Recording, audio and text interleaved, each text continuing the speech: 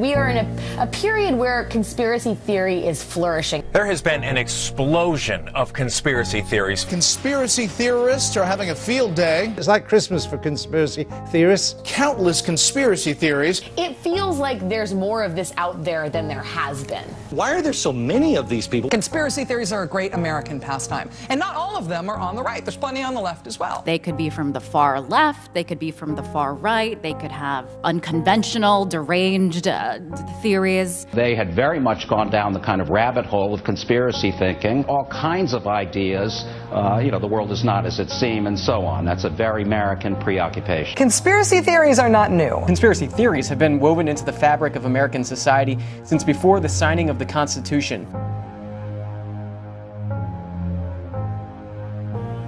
A lot of these conspiracy theories have a presence, or at least a grudging acceptance, within the political mainstream. It's out there. It's become part of pop culture now. I see the pretty mainstream conservative media really flirting with these folks and maybe starting to mainstream some of this craziness, so we maybe won't be able to ignore it. Wingnuts, how the lunatic fringe is hijacking America. The fringe has become the center. The Republican chairman of Homeland Security is writing conspiracy theory letters, and they're convening conspiracy theory hearings, and Republican senators are introducing conspiracy theory legislation. You have politicians who are, repeating conspiracy theories, who are advocating conspiracy theories. The most influential conservative media online is full-on embracing the conspiracy theorists. Every conspiracy theory are all coming together, and they've created this narrative, but it's all out of their talk radio base. It's all out of their right-wing online base, and they've now converged on Congress, and they've pulled them into the conspiracy theorizing too. It's brilliant. Reality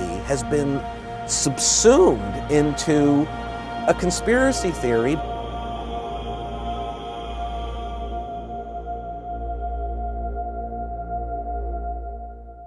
Conspiracy theories are widely publicized in books, magazines, TV shows, movies, and online. Odds are you're even a conspiracy theorist. Their profound popularity has undoubtedly attracted significant media attention. However, as you will see, the majority of the mainstream coverage concerning conspiracy theories is typically negative, incredibly biased, and disturbingly void of logical, objective analysis. The conspiracy theory term is the establishment's most effective method to dismiss legitimate inquiries, control the parameters of debate, condemn the criticism of authority, deceive the public, and conceal the truth. Are there definitions that we can lay out here? Where does somebody go from asking a legitimate question to becoming a conspiracy theorist?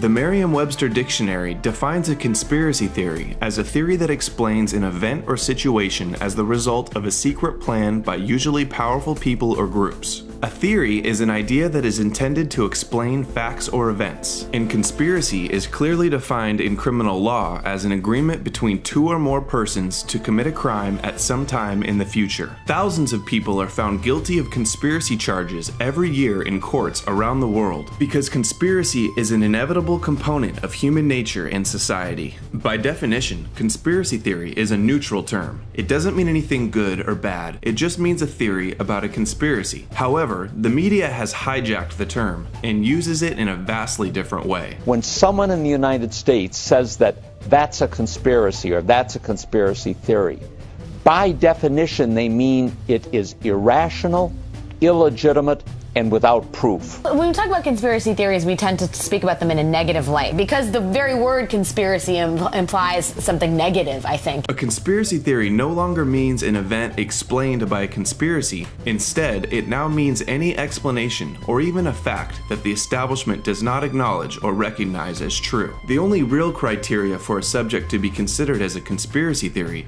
is for it to be characterized as one. Of course, not all conspiracy theories are created equal. Some conspiracy theories lack in facts and credibility, while others are unquestionably legitimate and deserve further examination. They vary widely in supporting evidence and plausibility, but each claim should stand on its own merit. Nevertheless, the media broadly paints them all with the same conspiracy theory brush, lumping them all together and dismissing them as ridiculous, baseless fantasies by merely mentioning the conspiracy theory term. This is a conspiracy theory in search of a conspiracy. I'm sorry to kill your conspiracy theories, but that is what happened. He's putting together these conspiracy thoughts, and I'm asking you if you agree. They use the term conspiracy theorist to essentially shut down any dissent to really shut down any analysis of what the government is telling us. He said the government should call anybody who stands against them a conspiracy theorist. This isn't a conspiracy theory. Kind of an out there conspiracy theory which does not warrant a lot of attention. To discount something as a conspiracy theory is to shut it down without actually answering a question. It's a typical political move. The bottom line is that this is a group that is driven by conspiracy theories about the government. If you know anything about disinformation, if you know how governments discredit other governments and discredit movements, they always say conspiracy theory. It's the first thing you go to because people don't want to be involved with conspiracy theories in any language, in any country. They just don't want to be involved in it. It's just this term that's become this Pavlovian conditioning technique, and once that's thrown out, we've all been trained to run away from whatever subject is being talked about. As long as you can just frame it as conspiracy theory, then you can get people to stop taking a look at it. Outrageous, ridiculous conspiracy theories about how the world works, giving the impression that everyone's running around wearing a tinfoil hat. I was called a conspiracy theorist in the mainstream media, and I know you've been called one too, and I think it's really important to address this pejorative term. This woman, we need to be clear, is an out-and-out lunatic. She's a conspiracy theorist. Telling the truth is not a conspiracy theory. It's just such a cheap shot to shut down debate and critical thinking. The talk show host is Alex Jones. He's a conspiracy theorist. He's kind of like the guru, the king of the conspiracy theorists. He's considered legit among the crazies. Alex Jones, king of the conspiracy theorists. Conspiracy theorists, you relish the word. The king of conspiracy, radio show host Alex Jones. I'm not the king of conspiracy, I'm the king of reality. Conspiracy theorist Alex Jones. Conspiracy theorist Alex Jones. Conspiracy theorists and conservative radio hosts like Alex Jones. They just marginalize him by calling him a conspiracy theorist. I don't know what he is, except a conspiracy theorist. All you've got is shooting your mouth off with that cliched term. They go, you're a conspiracy theorist. They use it as a crutch when you're not intellectually informed. What we have here is a conspiracy theory. Mr. Barrett is a conspiracy theorist. He runs conspiracies. The lamest excuse for an attempt to debunk a conspiracy story that I've ever heard. This guy has absolutely no grasp of any of the evidence. So rather than arguing the evidence with us, they have to attack the messenger. And so he starts claiming that I have a website that has information about conspiracies. And he uses this pejorative term, conspiracy theorist, to try to say that don't listen to what I say. This has nothing to do with the actual evidence of the event that we're talking about. And the reason that he's distracting you and trying to divert your attention away from this case is because that he knows he doesn't have a case. The only response they had was, oh, that's a conspiracy theory. That's literally the best way to not argue someone on a point or facts. If you discount it as a conspiracy theory, everyone's brains turn off. They say, oh, it's a conspiracy theory. And even questioning the most basic understanding of things, a 4-year-old would question things. And if you question it you're at crazy. all, you're crazy, un-American, and, totally disenfranchised. I just don't understand the hatred for the country. I don't get the hatred for the country, Bo. Most of these people buy into this. They just hate the country. It's just something that people have to be negative. Whether or not you know who did it and why is not the question to me.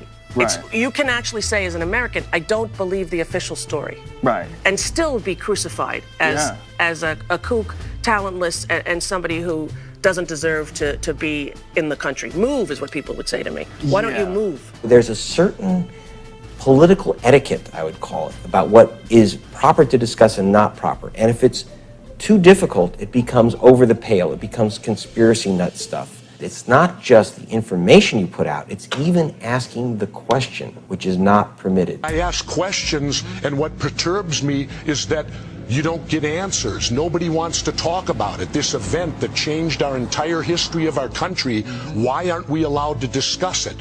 Why aren't we allowed to ask questions? The moment you do, you get a reaction like he gave me. How dare you? How dare you question your government? In this country, I thought before, and it was good to ask questions. It was Challenge authority. Challenge authority. But now apparently we've changed to where you're not allowed to challenge authority. You have to accept what the government tells you, keep your mouth shut, and stay in line. Well, that's not the America that I served as the military. If someone wants to dig deeper and not accept the government's analysis at face value, they're considered almost un-American. The overwhelming majority of Americans don't believe the official story, yet anyone who questions it is labeled fringe, a conspiracy theorist. And we're not even saying what happened. We're questioning things. We're questioning based on reality and statistics and facts and information. They won't even listen to them enough to see if what they're saying is true. And that's really sad, but it's dangerous.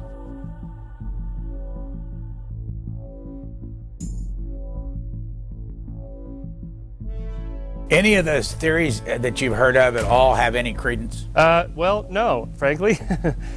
You'd think there might be something useful in it. No, there's no credence to it at all. All of their claims are spurious. They're backed up by nothing.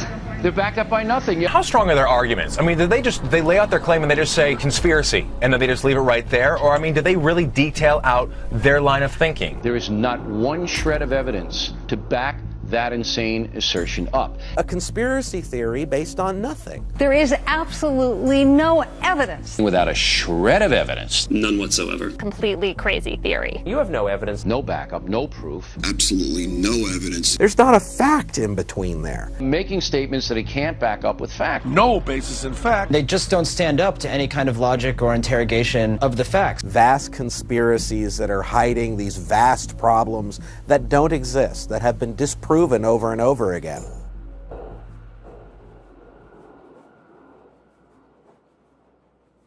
That preposterous theory that's been disproven time and time again. We lined up all of their claims in our special issue and knocked them down one by one. It's all been hackneyed and pulled apart and thoroughly debunked. Conspiracy theories which are not true. Don't give me the conspiracy bullshit. Come on, you're a more intelligent man than that. Come on. I mean, come on. Listen, there has never been a conspiracy in this country. You know, people are just spinning stories.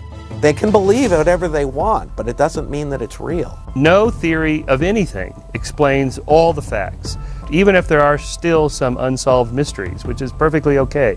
We have to have a certain tolerance for ambiguity. We can't explain everything. Not everything is a conspiracy. Some things just are what they appear to be. That usually tends to be the reality of things.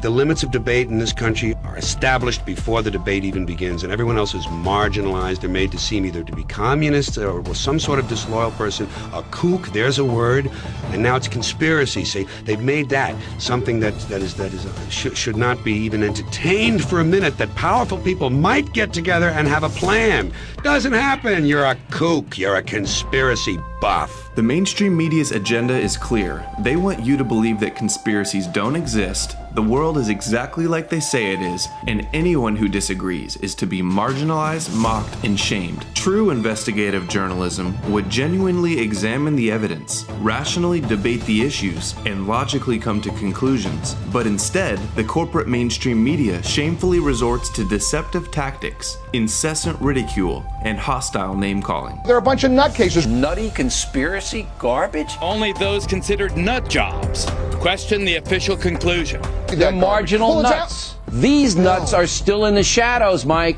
A lie that wallows in the shadows like this kooky conspiracy theory. This was just kooky people. I probably wouldn't pay attention to it.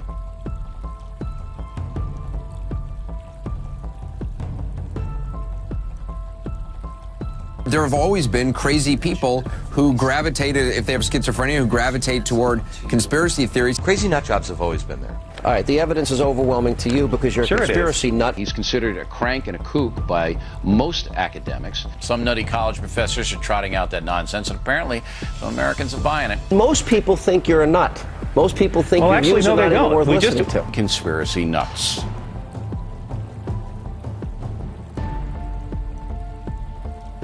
Rather than actually debate the issue and talk about just what's going on here, Alan, you want to make it personal and go after the individual. Nothing surprises me what these wackos can come up with. He really lives in the land of wacky. Unfortunately, the act of questioning anything about this event now runs you the risk of being dismissed as a conspiracy theorist or a lunatic by the corporate media. Ranting like a lunatic. A lunatic. An absolute, diehard, insane lunatic.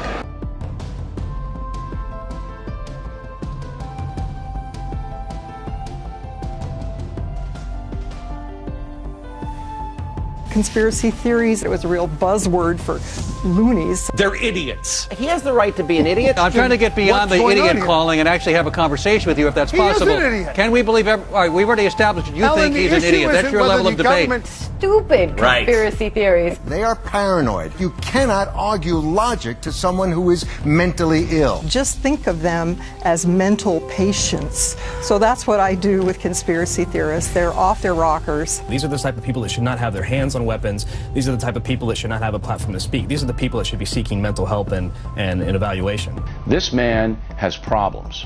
All right? He's got problems. He's a madman. The things he has said are so crazy, it's frightening. These people are just a bunch of maniacs.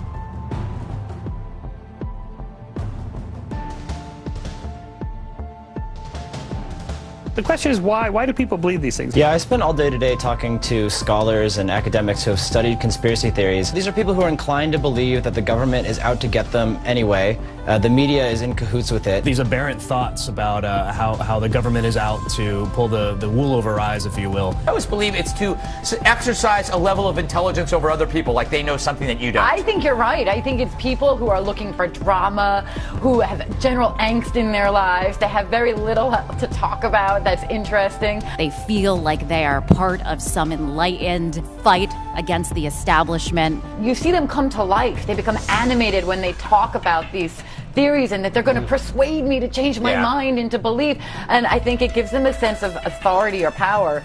Most of the time, I agree with you. I think they're just nonsense. If you believe one conspiracy theory, you're more likely to believe 2 or 3 or 4. Have you ever met someone who believed one conspiracy theory? The most fantastical things are taken as common knowledge. You've been hearing the conspiracy theories on this for many years as well, and sometimes you have to scratch your head. Why are some people so eager to believe in conspiracies? Historically, we see that these conspiracies come after very upsetting events. In a time of economic difficulty or in a time when things are going wrong in very visible ways, people try to seize on something awful, which may in fact be causal. It may have produced the bad outcome, or it may just be made up. So if you're scared or if you're angry, and a lot of people are, conspiracy theory seems appealing. And if they're politically polarized and full of anger or distrust, then they can start believing something that's baseless or ridiculous. Each time something really scary and disastrous happens, people search for meaning.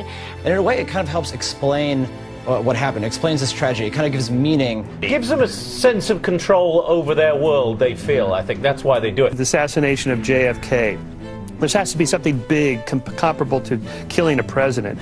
Lee Harvey Oswald acting alone, a lone nut, a nobody, that doesn't jive. That feels better to most people. People hate thinking about, in a flash of an eye, terrorist bombers can come in and crash into the World Trade Center. They would rather see that, oh yes, there was always a system. There was always some overriding explanation that can let us make sense of the world. People always want to believe that there's a more powerful explanation for these things. It's not just something went wrong or there's evil people in the world. They want to believe that somebody's more in control, even if it's somebody who they don't like. They want to believe that somebody's sort of pulling the switches. The important thing is to draw a line between people who are fringe groups who believe, for instance, that everything bad that happens in America is part of a massive conspiracy, including September 11th was an inside job, and people who are obsessed about the Kennedy assassination. What fuels these trends of conspiracy? It's because of something called cognitive dissonance. We want to balance our view of the world with the way things should be. Confirmation bias, as psychologists call it, to look for only evidence that supports their theories and disregard anything that says otherwise. These are people who inhabit a media world entirely contained by the internet, fringe sites. They don't read newspapers. They don't listen to the radio. They pretty much just get their news from radicalized websites that they go to on a daily basis. What I call fright-wing politics. It's way beyond left and right. It's really that murky ground of conspiracy theories that's been proliferating on the internet and inciting some people to take it a step too far towards violence. These guys actually believe what they say. The people that are leading the so-called truth movement, the ones I've met, they seem to actually believe it. So. Oh, no, don't get me wrong. I think they do believe it, and which is why I believe these guys are dangerous. I believe these guys are anarchists that are looking to tear us apart. I mean, this is the kind of group that a Timothy McVeigh would come from. Yeah, that's right. That's what makes it a little bit scary. The floating of fantastic conspiracy theories that in many cases have helped drive people to violence. What has changed about this country and the world that has made these conspiracy theories more dangerous these days? Conspiracy theory radicalism, which almost always butts up against justifying violence. A lot of people who are looking into this, they're just curious. They have questions. That's fine. People should ask questions. They shouldn't believe everything they see or read. But when you start asking those questions, then you have to pay attention to the answers. And what the conspiracy people do is they reject the vast body of reasonable accounts, and then they seize on these few little anomalies that they think disprove the mainstream view. What people do on the fringes is they take those anomalies and they try to construct a whole new theory, but the new theory doesn't explain all the old facts that the old theory explains just fine. Conspiracy theorists, like all sorts of theorists, take disparate facts and put them together. And what makes a conspiracy theorist a little bit different is they put the facts together in alternative ways that are tinged with a kind of paranoia. Classic conspiracy theory, little grains of truth, but all adding up to something that really isn't true. The idea of a conspiracy theorist is, if I can disprove this point, then therefore I am proving the vast conspiracy. Any official story about anything can be torn down if the questions are incredibly broad or incredibly minute. I think that conspiracy theories in general really do work a bit like a game of telephone.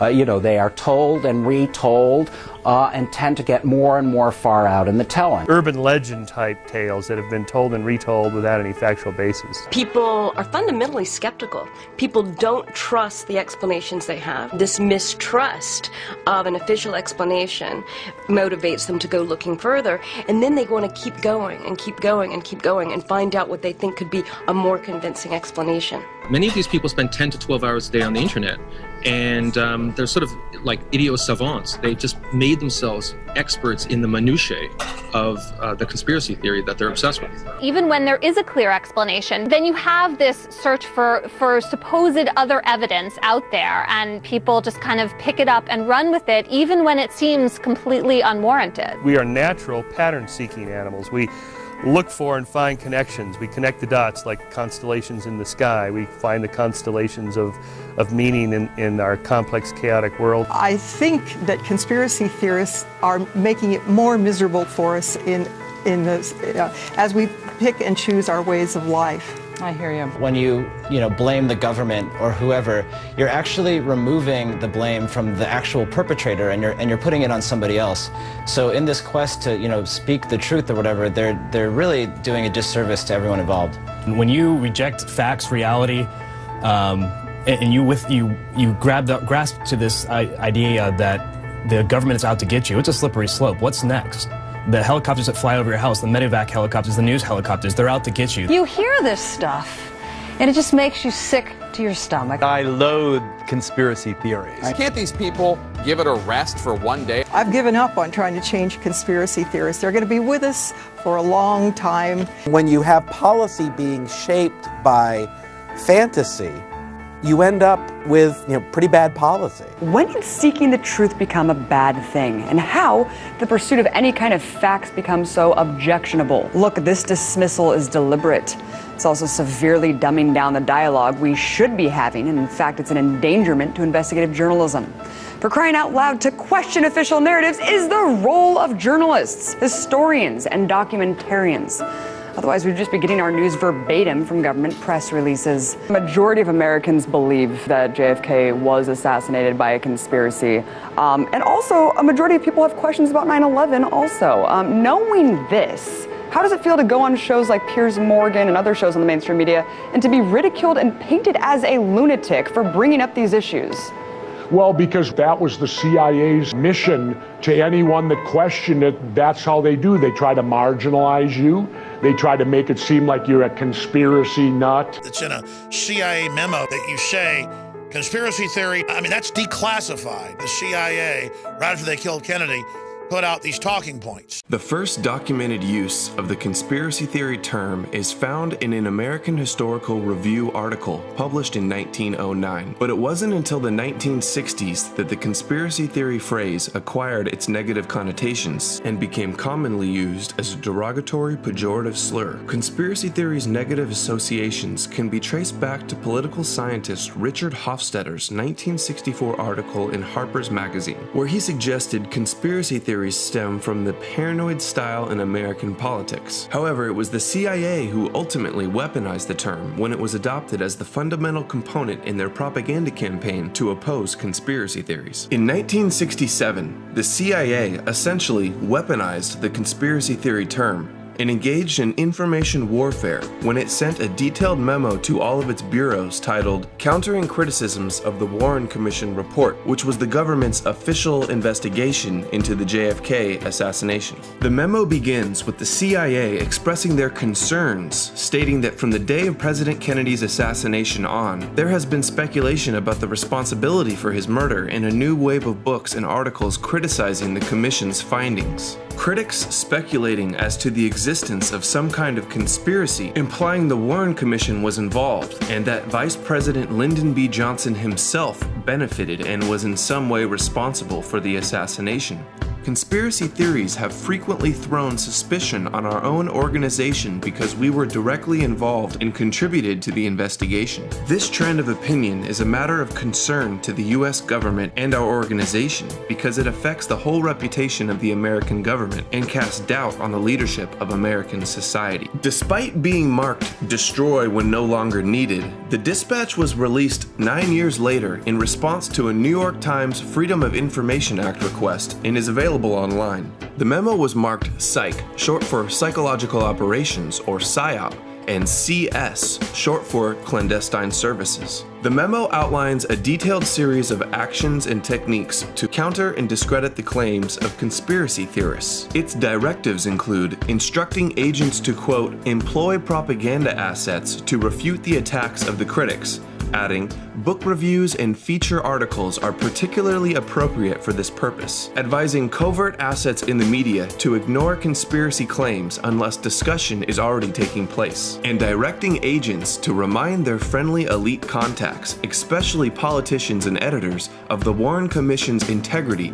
and urge them to use their influence to discourage unfounded and irresponsible speculation. CIA document 1035-960 further outlines additional talking points to counter conspiratorial arguments, stating, the following arguments should be useful. Claim the charges of the critics are without serious foundation and based on unreliable eyewitness testimony. Claim that it would be impossible to conceal such a large-scale conspiracy. I don't believe in conspiracies because nobody keeps anything secret. Nobody keeps anything secret. That is the best defense against conspiracy theories. The biggest problem with conspiracies, particularly government conspiracies, is government bureaucrats are not very competent and they can't keep their mouth shut. There is no conspiracy because people can't keep their mouth shut. Can you actually imagine that our government was capable and then keeping it off of the front page of the New York Times? No. It would be a conspiracy of thousands of people all over the world. Wouldn't it leak? Wouldn't some of those people be eager to talk about it? Wouldn't we in the media love to put it on the front page? Wouldn't it be a big headline? Don't you think that the fact that it's not on the front page means it's probably not true? And they look at me and they just don't believe. I don't convince them. If something like this was going on, I promise you, someone would be blowing the whistle. Claim that further speculative discussion only plays into the hands of the opposition. Billionaire businessman Mark Cuban, the owner of the Dallas Mavericks basketball team, is putting up money to distribute a 9/11 conspiracy film, and it's awful, you know that. The film is going to be used by American haters all over the world, and decent people should be outraged. It's not a free speech argument. It's basically you give the enemies of America all over the world who play to uninformed bigotry, you give them another tool in which to hurt America. What bothers me more is the jihadists and those in the other parts of the world are going to use it and also point to Mark Cuban and say, look and see what happened. The Americans did it to themselves. We're innocent. We didn't do anything. Blame the Jews. Blame America. Yes, free speech, but I got to tell you something. This will be used by America's enemies as propaganda. Yeah. This is dangerous propaganda. It would not have happened in World War II. This is going to get Americans killed. No, it's not. If Mark Cuban had done this in World War II, Franklin Delano Roosevelt would have thrown his butt in jail. People who support that also are giving aid and comfort to the enemy who wants to kill stop with the aid and Americans. comfort to the enemy. Claimed that, quote, no significant new evidence has emerged. It's the same old stuff, the same old points, nothing new. If you've got evidence, show us, but there's been no new evidence in 8 years. Go away. Sorry. Accused theorists of falling in love with their theories. They are too ideologically and I think emotionally satisfying to the people who espouse them. Claim conspiracy theorists are wedded to their theories before the evidence was in. Conspiracy theorists take those facts and unwind them on the basis of an original belief. Conspiracy theories work backwards. Accused theorists of being politically motivated. The far-left fringe has embraced the conspiracy theory that elements of the U.S. government carried out the attacks on 9/11. It's unbelievable, but that's what they're saying. Why is the far left putting military and all Americans in danger? The left's going to go nuts over it like they did with Michael Moore. All right, Mr. Liberal, why don't you get to your point instead of being a little snotty, left-wing radical? Go ahead. This is also not a left-right issue. Let's sit down and talk.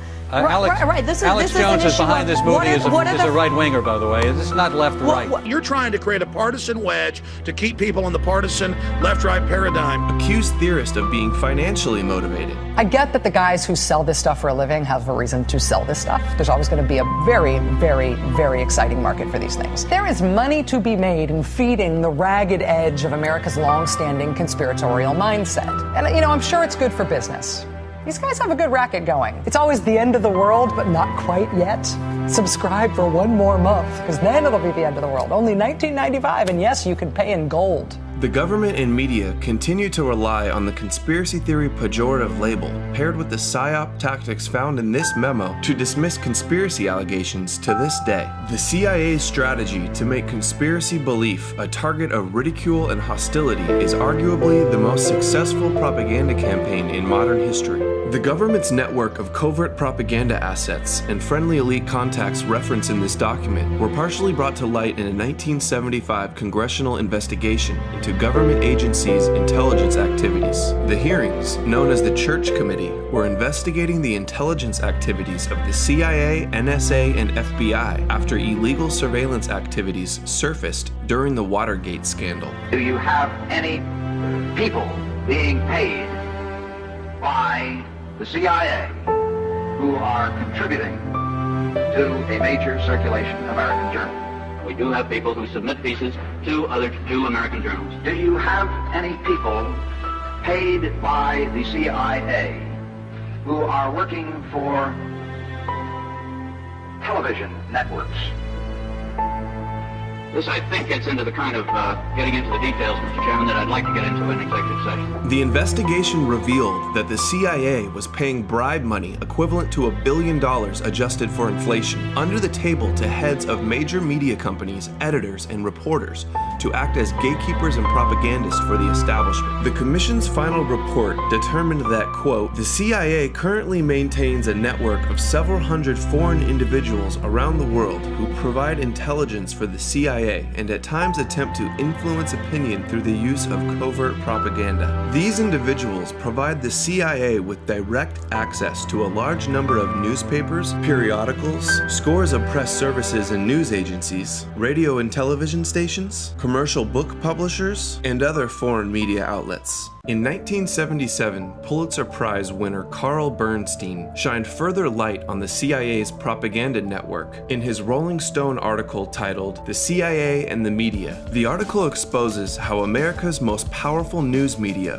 worked hand in glove with the CIA and that the Church Committee actually played a part in covering it up. After leaving the Washington Post, where he uncovered the Watergate scandal with partner Bob Woodward, Carl Bernstein spent 6 months investigating the relationship between the CIA and the media. His findings revealed that for the last 25 years, the CIA built a network of over 400 covert propaganda paid operatives, secretly spread throughout influential positions in the mainstream media, including the Associated Press, Reuters, UPI, ABC, NBC, Newsweek, and the largest newspaper and magazine publisher, Hearst, adding, quote, by far the most valuable of these associations, according to CIA officials, have been with the New York Times, CBS, and Time Incorporated. At CBS, we had been contacted by the CIA. As a matter of fact, by the time I became the head of the whole News and Public Affairs operation in 1954, the ships had been established, and I was told about them and asked if I'd carry on with them. The CIA's secret propaganda campaign to manipulate the media came to be known as Operation Mockingbird. Operation Mockingbird, you know, this was a program that the CIA, FBI was inserting operatives within all the major media networks. I mean, we're talking about all of them. Yeah. Papers, publications. My whole question is this still going on today? Because they've really permeated throughout the culture of the establishment media. And really, we see the establishment media today, they just parrot the establishment. I'm like, wait, has this gone full circle? You say that continues today? Well, I would think probably for a reporter it would continue today, but because of all of the revelations of the period of the 1970s, it seems to me that a reporter's got to be much more circumspect in doing it now, or he runs the risk of at least being looked at with considerable disfavor by the public. I think you've got to be much more careful about it. You ask, is this still going on today? Well, we can look at the last National Defense Authorization Act, NDAA 2013, has a provision in there that legalizes propaganda. Propaganda, a program by governments to manipulate people's thoughts and opinions. We are in an information war, and we are losing that war. I'll be very blunt in my assessment. Clearly, the United States feels on the defensive, in part because it can no longer monopolize terms of the debate. There's other information out there. There are other points of view. And those points of view are profoundly damaging to a country that believes that its point of view is the only point of view. The First Lady of the United States recently addressed concerns about internet. She said we're all going to have to rethink how we deal with the internet. There are a number of serious issues without any kind of editing function or gatekeeping function. She said what the problem with the internet was just getting started back in those days, is that there are no gatekeepers. Think about that. There are no gatekeepers. She wants gatekeepers on the free flow of information. 1995 was also on a 93 memo. Clinton administration feared internet's ability to democratize news. It says, the new media is here. We've got to control info. We can't let the public have access, these are quotes, to free information. This attack on free speech is happening because the old dinosaur media, the state-run media, is in free fall. You have a perfect storm of state-run media and government wanting to control information. If you look at where a lot of the work originates, where the first things come out on the internet, some of them tend to be these political fringe sites, and yet they're treated by much of the media as if they're somehow credible, that a quote from one of those sites is no different than something from the New York Times. We've got to have the media call anyone that questions us conspiracy theorists, and any media that's not the Washington Post or New York Times is a conspiracy theory. They want to set the Overton window. They want to set the parameters of debate where only what MSNBC says or CNN says with White House talking points is the acceptable political discussion. They knew what the internet meant for them. And they were conspiring like the Soviet Union to kill it in its crib. The great story here for anybody willing to find it and write about it and explain it is this vast right-wing conspiracy that has been conspiring against my husband since the day he announced for president. This is not our opinion or a conspiracy theory like Hillary puts in your mind, just a denial button people can push. They release this on the Clinton official presidential library website. Despite the media and government's outright condemnation of conspiracy theories, the public is becoming increasingly skeptical of the government and the mainstream media. It's hardly breaking news that the public has soured on the media, but the latest figures are truly sobering. 80% of Americans believe TV and newspaper reporters are dishonest and unethical, according to a Gallup poll. 80%, putting them barely ahead of car salesmen and members of Congress. Faith in American institutions is at an all-time low. We've told you this for years now. According to a new Gallup poll, American distrust of the news media reached an all-time high this year. The establishment openly admits they fear the alternative information provided by independent news online because it threatens the corporate media's monopoly over information. In recent decades, worldwide social change has experienced unprecedented historical acceleration, particularly because instant mass communications, such as radio, television, and the internet, cumulatively have been stimulating a universal awakening of mass political consciousness. The resulting widespread rise in worldwide populist activism is proving inimical, is proving inimical to external domination of the kind that prevailed in the age of colonialism and imperialism.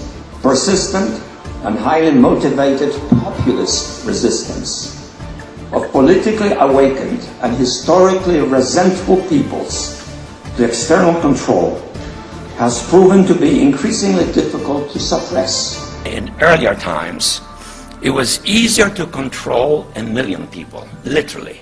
It was easier to control 1 million people than physically to kill 1 million people. Today, it is infinitely easier to kill 1 million people than to control 1 million people. It is easier to kill than to control. The mainstream media's response is to aggressively attack the internet. Unlike in the past where we had fax networks and shortwave radio, we now have the internet. The internet is full of nutty theories. Conspiracy theories, the web, of course, is full of them. That murky ground of conspiracy theories that's been proliferating on the internet. It's been bubbling up kind of from the fringes for years and gradually making headway into the mainstream. On the internet it started, right? On the internet. I think that this internet stuff with this access now that people have has made more crazy people, because people who are borderline crazy now go in there and become crazy. You can get your crazy opinion heard. They have wild ideas, and it's because they've been just talking to each other, and it doesn't have to be factual anymore. If you have everybody that's surrounding you believes the same thing, it becomes an alternative reality for you. By using the internet to mobilize people that feel displaced, that feel like they've been on the outskirts of society, and give them a place where they can find a sense of belonging and maybe make a difference in their own way. And it's a problem, and we see that it's effective. We see that they are shaping the discussion online, on message boards, on Twitter, on social media. And the internet, you know, we thought that it would be this place where you know, it's wonderful in a lot of ways because a lot of different viewpoints and a lot of different people have a voice like never before.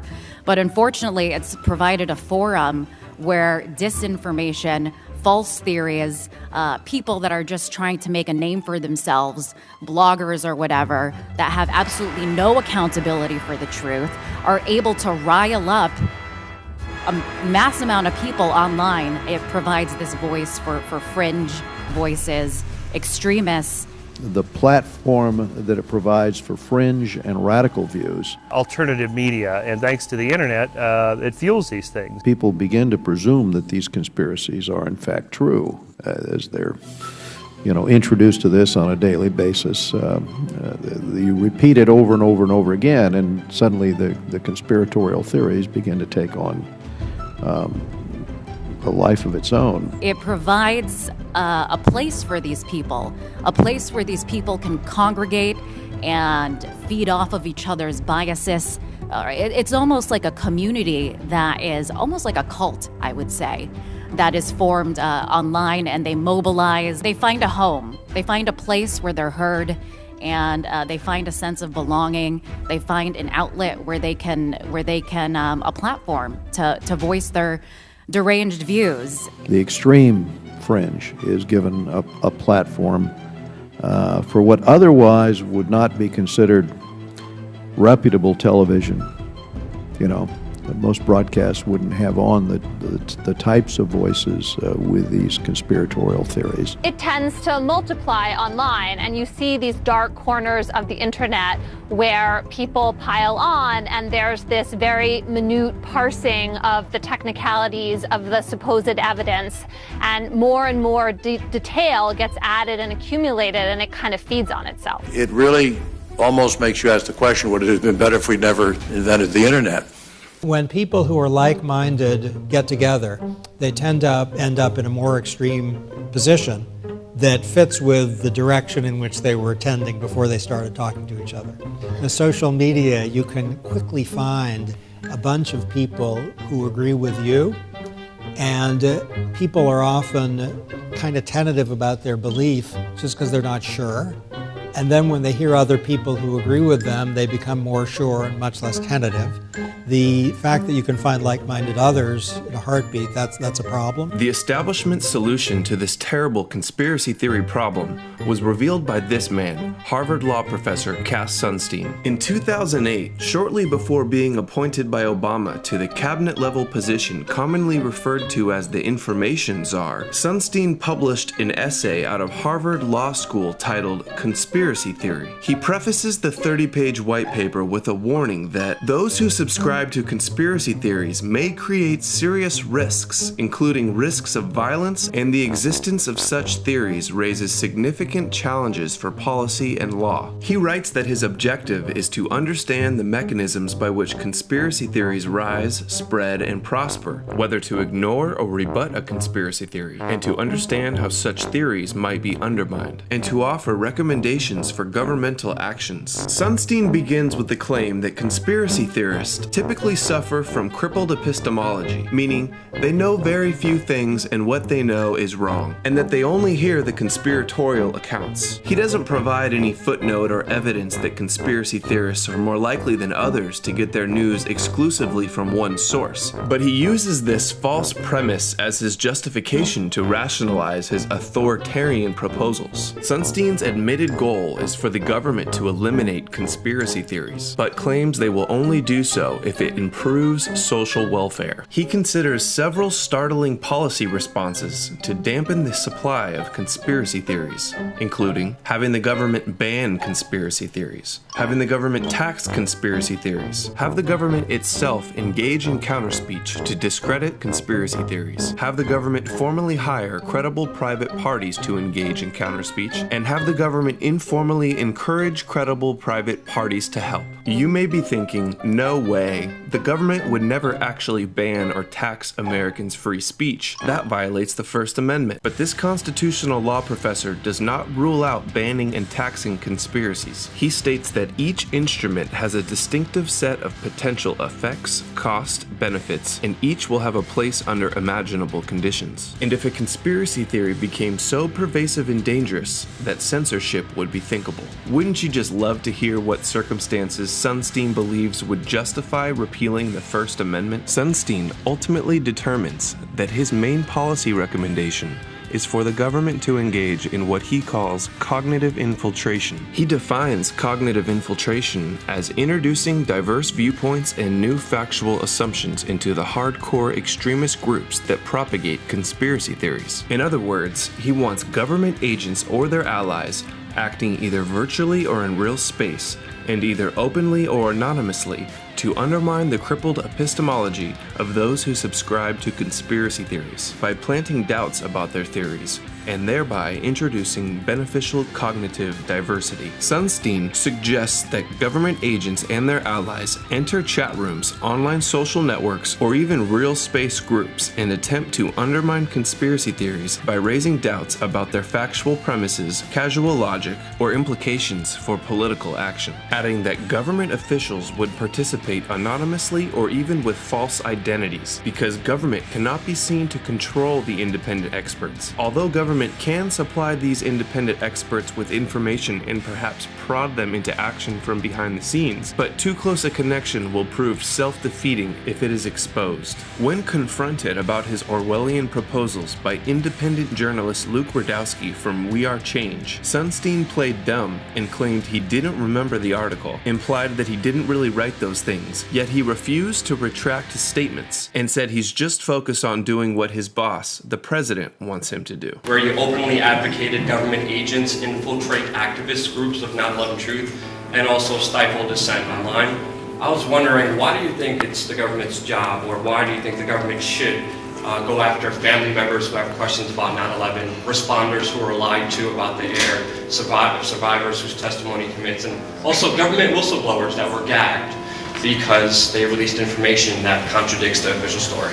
Why do you think the government should do that? I think, as Ricky said, I've written hundreds of articles, and I remember some and not others.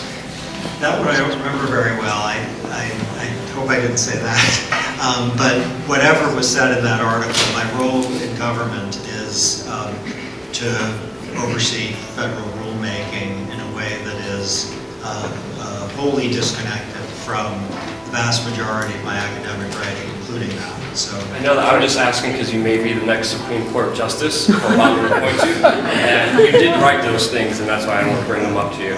So all I can say is there are a lot of things that I've written, I guess, and there are even more things I'm said to have written. And, I may agree with some of the things I've written, but I'm not exactly sure. I focus on what my boss wants me to do. I just want to know, is it safe to say that you retract saying that conspiracy theorists should be banned or taxed for having an opinion online? Is it safe to say that? I don't remember the article very well, so I hope I didn't say either of those things. But you did, and it's written. Do you retract them? I'm focused on my job. So you're not retracting that? Do you still believe that? Do you still believe that people shouldn't have freedom of speech? Thanks very much. Yeah, I'm happy to talk about this, by the way. I can go on the record. He's the man who wrote about it. So Cass, do you still believe in the Joseph Goebbels approach? Please don't. I'm asking a question. I know, but you're I'm asking a question. Just, you know. It's the job of a journalist to ask questions. Sunstein then runs away from the question like a coward. Pretending he doesn't remember the article is a bold-faced lie and an insult to our intelligence. The paper was already receiving a great deal of criticism at the time, and he even released a book shortly after titled Conspiracy Theories and Other Dangerous Ideas, where he expanded on the paper. He should have just named his book Dangerous Ideas by Cass Sunstein, because nothing is more dangerous than promoting government censorship in covert propaganda. But when someone calls Sunstein dangerous, it's all a big joke to him. The great quote, which is on the back of Cass's book, it's from Glenn Beck, and it says, "Cass Sunstein is the most evil man, the most dangerous man in America."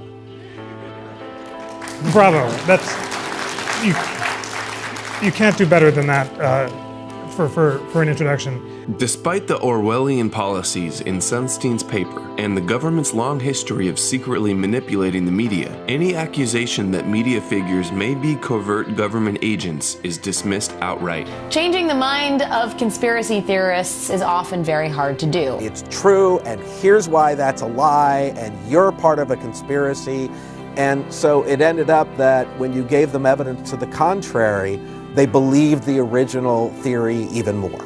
Conspiracy theorists believe that the agents of the conspiracy have unusual powers, so that apparently contrary evidence can be seen as a product of the conspiracy itself. They assume that's all just, government plants or something. It's hard to fix it because it has a self-sealing quality. Anything can be folded into the original conspiracy. Of course, the denial is part of the conspiracy. It's very hard to break a conspiracy theory. Joining me now is Harvard Law School professor and author of the new book, Conspiracy Theories and Other Dangerous Ideas, the man himself, Cass Sunstein. Cass, am I to believe it's you, or is it just a hologram that appears to be you?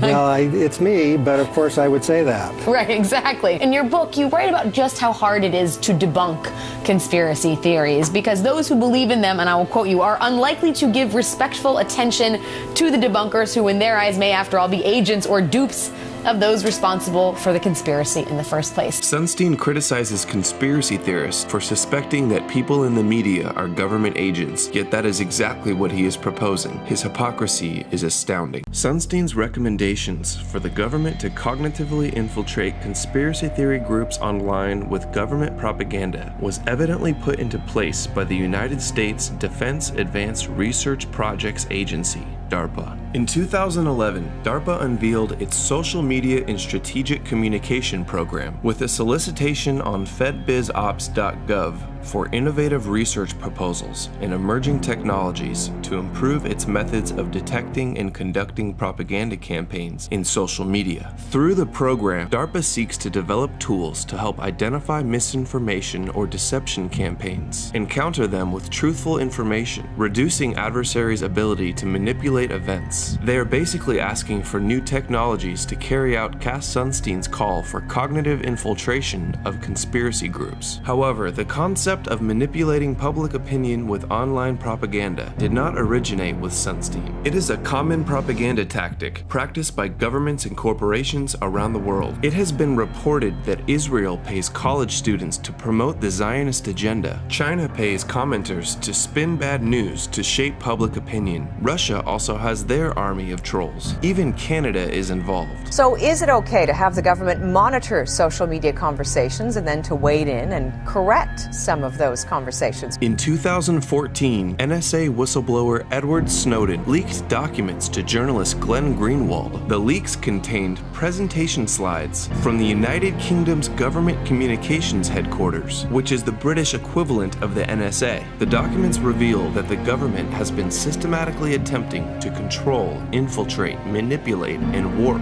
online discourse through a previously secret unit known as the Joint Threat Research Intelligence Group, or JTRIG. The document received from the Joint Threat Research Intelligence Group is, quote, "The Art of Deception, Training for Online Covert Operations." Oh boy, this ought to be good. They've got the memos internally from how they do it, and of course, the Five Eyes all participate in this intelligence gathering operations together. So if Britain does it, as they're doing it here, will they share that information and with the US and the other Five Eyes? Yes. And if you don't know the Five Eyes, that's US, Britain, New Zealand, Australia, and Canada. It's what they call themselves. It's their intelligence groups working together. Hey, what can you do in Britain? What can you do in Australia and America? How can we violate each other's laws without having to do it ourselves and get our hands dirty? In this case, they do it with propaganda. And people have crazy conspiracy theories. They have a manual for how to do it. Using online techniques to make something happen in the real or cyber world. Information ops, influence or disruption,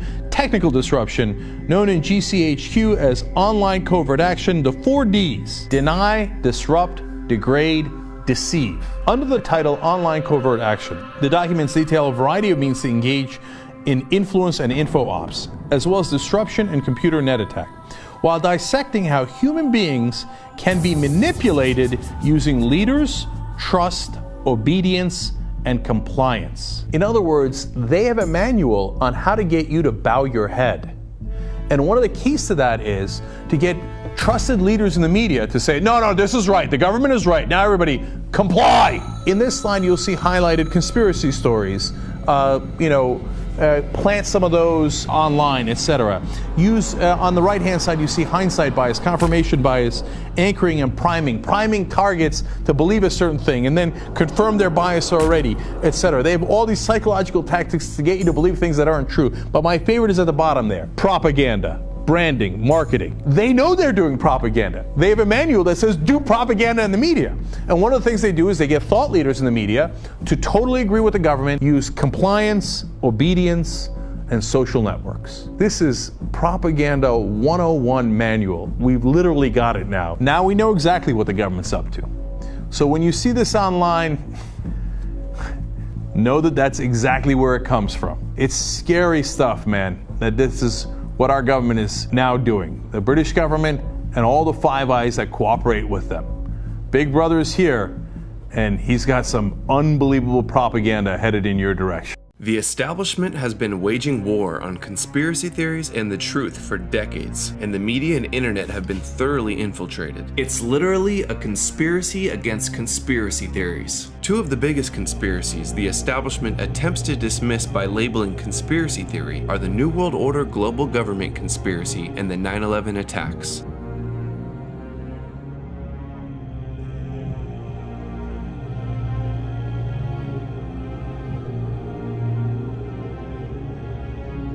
For people perhaps not familiar, New World Order is generally accepted to be a conspiracy theory where people believe that there are elites out there forming some sort of special authoritarian government. This is the generally accepted view of what New World Order means. A lot of times when people use the term New World Order, you're already into the conspiracy arena. A belief in an overarching conspiracy of a New World Order. A New World Order. The New World Order, which is kind of a growing conspiracy group that believes the world is going to be taken over by forces in black helicopters and so on. Wild conspiracy theories, New World Order, that kind of stuff. They do not view the federal government as we do, as representatives of us, what they regarded as an oppressive force that is trying to have a UN kind of sanctioned takeover and elimination of our rights. There are actually people saying they're going to shuffle us off all onto train cars and send us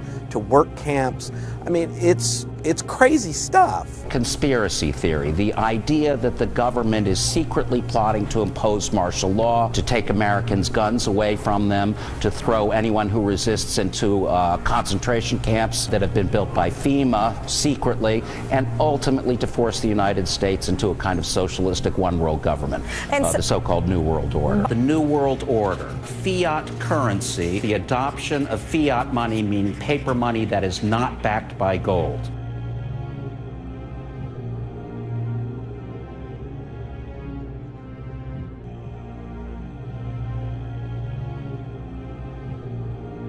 Many people in the patriot world trace that conspiracy, that alleged conspiracy, to the formation of the Federal Reserve in 1913. One of the biggest warnings that Thomas Jefferson gave after they set up the Republic was watch out for the banks. The minute they start controlling the money supply, they will have tremendous power, and they will wield that power to squash democracy. The worst possible outcome, unfortunately, is the one we have right now. The question is, do we all work for central bankers? That's what I want to address to our guest tonight.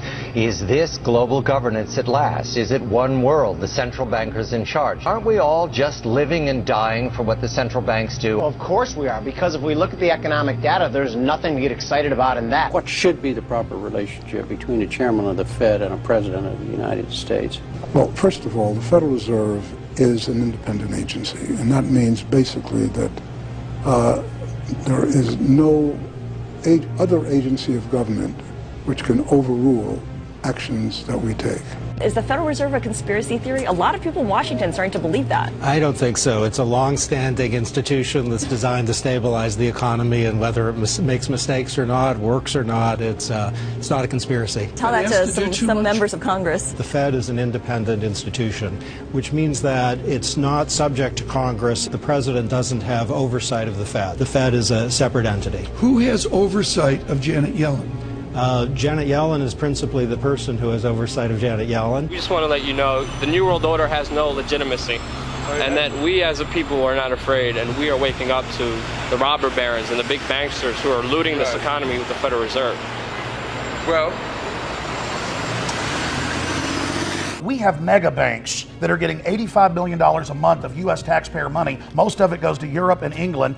British taxpayers, EU taxpayers have to pay to these mega bankers. They're in there setting this up. It's come out. Those things all relate to a single conspiracy theory, the idea that there is a plot on the part of the government to create a one world government, a socialistic, totalitarian regime, to be called the New World Order. We have before us the opportunity to forge for ourselves and for future generations a new world order, a world where the rule of law, not the law of the jungle, governs the conduct of nations. A new world order can emerge, a new era, freer from the threat of terror, stronger in the pursuit of justice, and more secure in the quest for peace. An era in which the nations of the world, East and West, North and South, can prosper and live in harmony. What is at stake is more than one small country.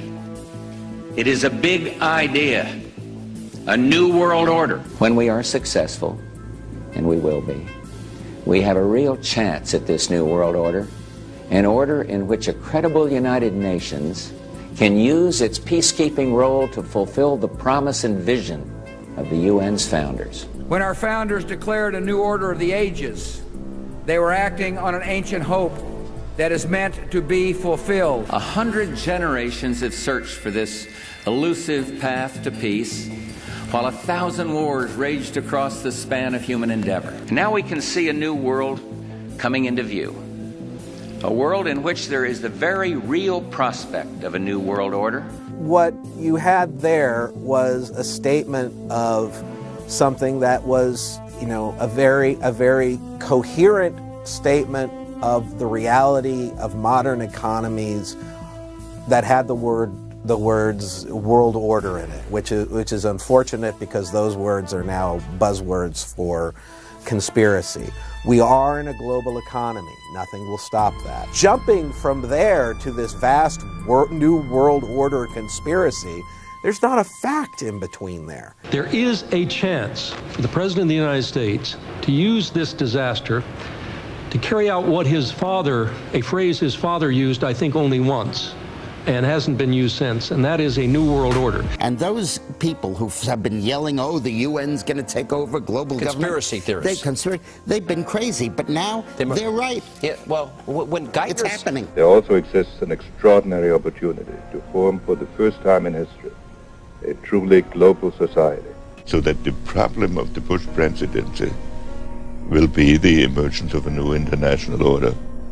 Within the next 4 years, we will see the emergence of a new international order. The beginning of a new international order. After 1989, President Bush said, and it's a phrase that I often use myself, that we needed a new world order. I think his task will be to develop an overall strategy for America in this period when really a new world order can be created. It's a great opportunity. It isn't just a crisis. President Obama and British Prime Minister Gordon today calling for a new world order to tackle our global economic crisis. Could it be the beginning of a beautiful friendship, a global New Deal, a new world order? And the president outlined his vision of a new world order in which the U.S. would participate fully. We've got to give them a stake in creating the kind of world order that I think all of us would like to see. The affirmative task we have now is to actually create a new world order. A new world order! Never before has a new world order had to be assembled from so many different perceptions, or on so global a scale. And this present window of opportunity during which a truly peaceful and interdependent world order might be built will not be here for too long. Already there are powerful forces at work that threaten to destroy all of our hopes and efforts to erect an enduring structure of global cooperation. David Rockefeller admits to building a new world order in his book Memoirs, chapter 27, titled Proud Internationalists, where he writes, quote, "Some even believe we are part of a secret cabal working against the best interest of the United States, characterizing my family and me as internationalists, and of conspiring with others around the world to build a more integrated global political and economic structure. One world, if you will. If that's the charge, I stand guilty, and I am proud of it. Proud internationalist." Rockefeller, scumbag, we don't want your new world order, you know? Rockefeller, we know what you're doing. We know what you're doing to the world. Rockefeller, your new world order will never come in. You're running out of time. We don't want your world government. Leave Chile right now. Your world government will fail. You guys think you guys can run things? You can't. I'm telling you right now, national sovereignty will prevail. You guys will never have a new world order. I'm just here to deliver that message right here. It's not so much as a sinister conspiracy, it's just knowledge is out there. If we look for it, you'll realize that our national sovereignty is under threat. I see it as a conspiracy in the sense that some people believe in globalism, some people believe in the North American Union. I don't. It used to be more secretive. You know, the New World Order was talked about 30 or 40 years ago, and nobody would say it out and open. Now they talk about the New World Order, so it's not as secretive and it's not as conspiratorial as it was 50 or 60 years ago. People believe in internationalism, and I think they're very sincere. They just think the world would be better off if we had one world government. I don't. I mean, I don't even like the size of our federal government, let alone one world government. I want government to be local. Now, I risk sounding like a conspiracy theorist, but it's no longer a theory. What I'm about to say is fact. The secret organizations of the world power elite are no longer secret. They have planned and are now leading us into a one-world communist government. Through organizations such as the Council on Foreign Relations, the Royal Institute for International Affairs, the Trilateral Commission, the Bilderberg Group, and many others, they have consolidated power on a mass level and are moving towards a world government. On the outskirts of the national capital today, black limousines with darkened windows converged on a hotel where private security guards imposed ironclad control. The limos carried royalty, political power brokers, and industrial titans to a secret meeting that will last all weekend. It's known as the Bilderberg Group. Could their objective be world domination? Bohemian Club in California, where every year at this time, the elite from around the country get together for 2.5 weeks of fun and games. What is the Bohemian Grove? Well, it's a kind of summer camp for the powerful, an all-male gathering in great secrecy. Each year, guests like Henry Kissinger or Zbigniew Brzezinski address members on their areas of expertise. There are rituals, bonfires, and the burning of effigies. The motto of the Bohemian Club is "Weaving spiders, come not here." Simply put, that tells members to leave their business and political deals at home and simply have a good time. But some people say with this much power and this much money located in one place, there is more to the Bohemian Club than campfires and canoeing. Major decisions are being made there outside of the democratic processes. So this is one of the main meeting houses. There is a very pro-world government, anti-national sovereignty sentiment running through it. And so they bring the media, the top Hollywood people together, the head of banking, the academia, with government. And basically, it is a huge networking event where they try to cement this global agenda. I consider yourself a Catholic, but what happens when you worship Moloch at the Bohemian Grove?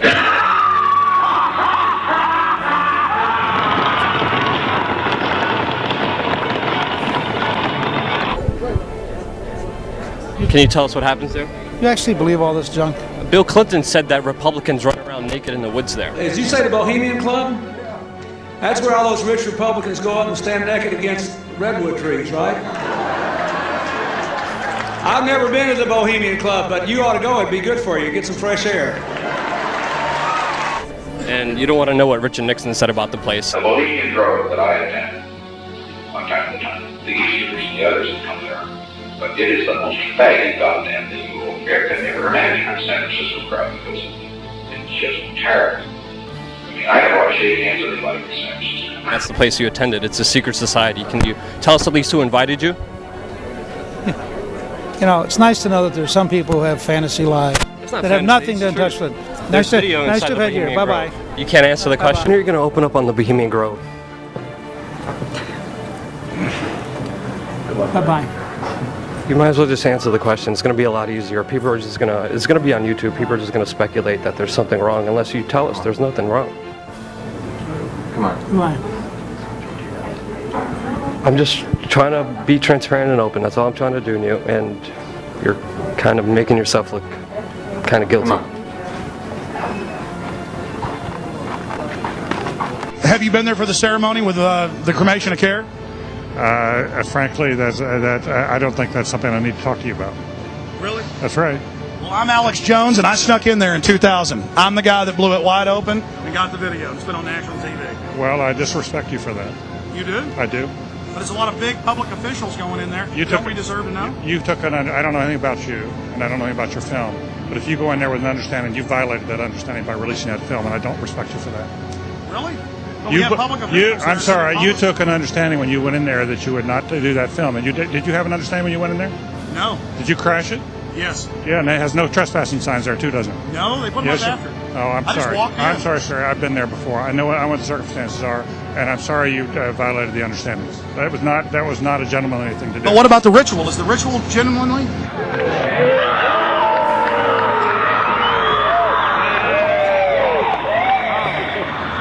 Sir, everything I don't owe you this comment. I know. This is what's called ambush journalism, and I disrespect you for that as well. So thank you and goodbye. Been the ritual? That's none of your damn business. Let's go to John in San Diego. What's going on, John? Can you address the Bohemian Grove Club private presidential? These guys in San Diego, it's too nice. The weather's too nice there. It goes to their head. Here's what happens, because I used to have a house in San Diego. Right. Not everybody. But you go out to the beach and you do all that, and then some kind of substance gets in your mind. Uh-huh. And then John just demonstrated, like, can I address the Bohemian whatever? Whatever. John, San Diego. What's going on, John? How do you feel about the private presidential resort, the Bohemian Grove, having... All right, I don't know what you're talking about, and I don't care. You get the Kool-Aid crew. The Bohemian Grove. All right. Yale University is 300 years old this year, and were you to visit its campus, you would see that it still has exotic clubhouses, which look like tombs where Yale's legendary secret societies meet. The videotape provides a grainy glimpse into what appear to be the initiation rituals of a secret society that's been around since 1832, whose members have gone on to be leaders of Wall Street and the White House, the Senate and the Supreme Court. The famous Skull and Bones Society, the rituals are still a secret. Even though it may seem silly to us, it seems to mean something to them, and you can't argue with the success of Skull and Bones. True.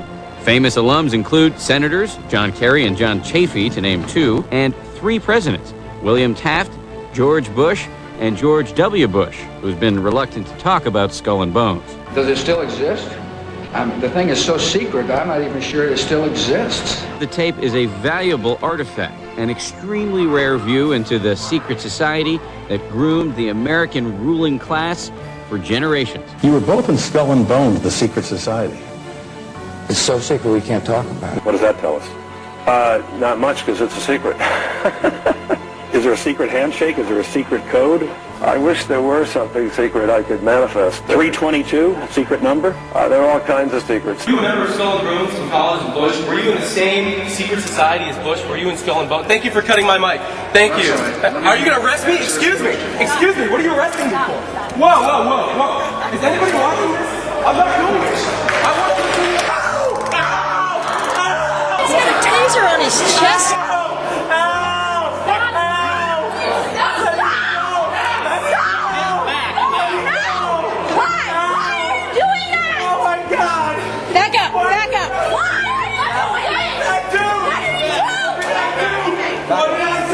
Did y'all hear what he asked John Kerry to get himself tasered?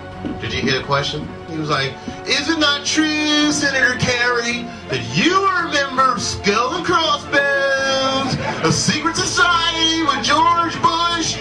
And Kerry was like, that's a very good question, and I'm going to answer that question.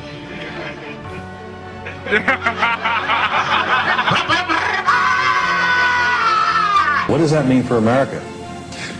The conspiracy theorists are going to go on. I'm sure they are. I don't know. I haven't seen the rest. Number 322. First of all, he's not the nominee, and look, I look forward. Are you prepared to lose? No, I'm not going to lose. I just wanted to meet them face to face. I wanted them to admit what they were doing. Who is they? He was in the office of the Trilateral Commission. Trilateral Commission? Yeah, the Trilateral Commission. All right, what is the Trilateral Commission? It's an organization founded in 1973 by David Rockefeller to bring together business and political leaders from the United States, Europe, Japan, so they could work together for better economic and political cooperation between their nations. And that's what they'd like us to believe.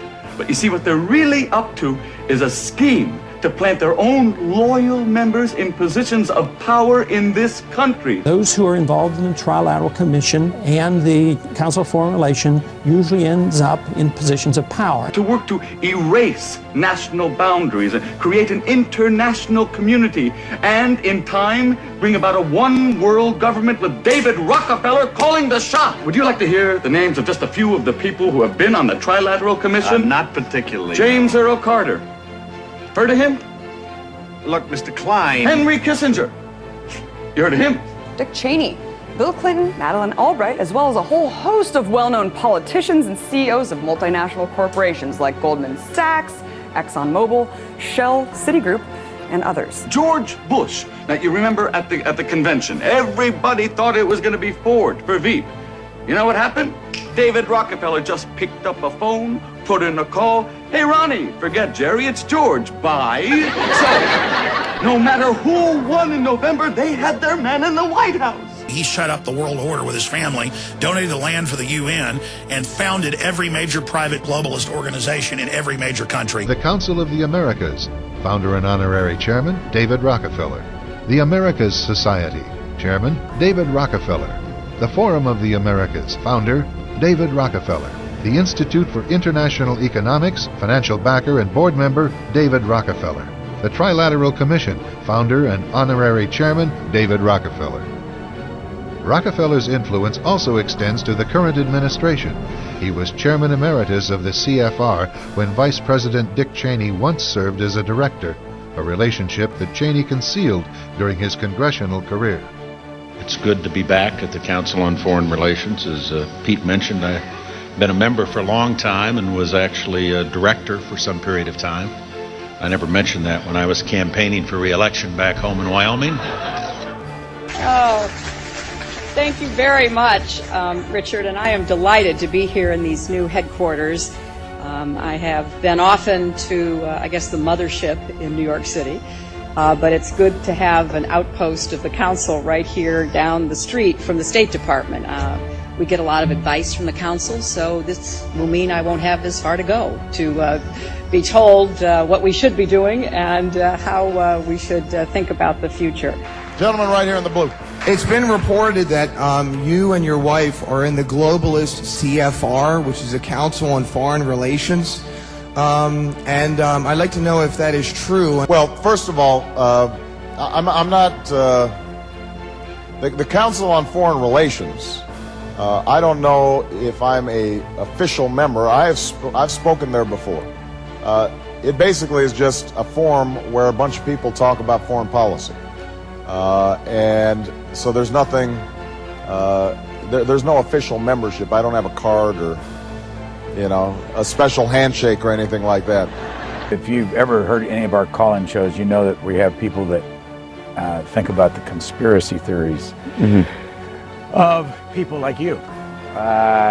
You would be a poster child for these people because you have served on the board of the Council on Foreign Relations. You helped start the Trilateral Commission, and you've been to the Bilderberger groups. Well, yes, I haven't gone to those for years, so that's partial redemption, I suppose. But otherwise, yes. But what is belonging to all those groups? We talked about the Trilateral Commission when you were here in 1989. But what about the association with that? Are people too close in this world? People in business too close to the governments? Well, you know, there is such a thing as insidious influence. And the question is, how does it operate? Does it involve bribery? And does it involve some sort of psychological domination of individuals? I don't believe in this notion of some sort of secret societies controlling people. But of course, in any political system, there are sort of over-the-table and under-the-table arrangements. How do the American people know that 9/11 was a stage, was engineered by you, David Rockefeller, the Trilateral Commission, the CFR, and Bilderberg Group, sir? How do you know it was a stage? Okay. It's a question. Answer my question. You sponsored Al-Qaeda, sir. You are a criminal. You sponsored Al-Qaeda. In 1979, you gave him money. That's true. You're a CFR scum. You are CFR New World Order scum. You and David Rockefeller will never have a New World Order. Answer my question. Will you please sit down and shut up? Answer. You will never get a New World Order. Never. National sovereignty will prevail. The New World Order is going down, sir. You can laugh. Wake up, people. Wake up. Research the New World Order. This is important. Look it up. Investigate it. You mentioned something earlier that you've done that comes up right in the spot that you're sitting many times by our callers across the country. And that is a suspicion that there is a conspiracy afoot through the Trilateral Commission and the Council on Foreign Relations. You ran the Trilateral Commission for how long? About 3 years, I think. Something like that, 3 years. Not only did I run it, I helped to found it and organize it with David Rockefeller. So if any of our viewers are conspiracy-minded, here is one of the conspirators. It's a criminal, illegitimate, foreign banking cartel that runs America. 118 people only sit on 288 corporate boards that unify kind of this media conglomerate and corporate America. So you have people involved in Kraft Foods, Monsanto, so many different things, defense corporations, the pharmaceutical industry, lobbying together, all sitting on these boards, and it really is such a small amount of people really controlling all these things from the top down. It's a big club, and you ain't in it. You and I are not in the big club. The owners of this country, the real owners, the big wealthy business interests that control things and make all the important decisions, they own you. They own everything. They own all the important land. They own and control the corporations. They've long since bought and paid for the Senate, the Congress, the state houses, the city halls. They got the judges in their back pockets, and they own all the big media companies, so they control just about all of the news and information you get to hear. They got you by the balls. Hundreds of mainstream news articles a week are saying there is a new world order, a global government. It will be run by the very banks that are collapsing society by design. Here is Time Magazine headline, New World Order, and they say a new bank of the world will rule the United States. Here is the Financial Times of London, and now for a world government is the headline. They're openly announcing that the banks will rule the planet. The ultimate goal that these people have in mind is the goal to create a one world government run by the banking industry, run by the bankers. I met Rockefeller through a female attorney I knew who called me up one day and said, one of the Rockefellers would like to meet you. I said, sure, I'd love to meet him. And I met him and I liked him, and he was a very, very smart man. And we used to talk and share ideas and thoughts. And he's the one who told me 11 months before 9/11 ever happened that there was going to be an event. Never told me what the event was going to be. And out of that event, we were going to invade Afghanistan to run pipelines from the Caspian Sea. We were going to invade Iraq to take over the oil fields, establish a base in the Middle East, and make it all part of the New World Order. Later, 9/11 happened. And I remember he was telling me how you're going to see soldiers looking in caves for people in Afghanistan and Pakistan and all these places. And there's going to be this war on terror, of which there's no real enemy. And the whole thing is a giant hoax. But it's a way for the government to take over the American people. He told you it was going to be a hoax. Oh, yeah. Oh, yeah. There's no question. He says, there's going to be war on terror. And he's laughing. 9/11 was done by people in our own government and our own banking system to perpetuate the fear of the American people and to subordinating themselves to anything the government wants them to do.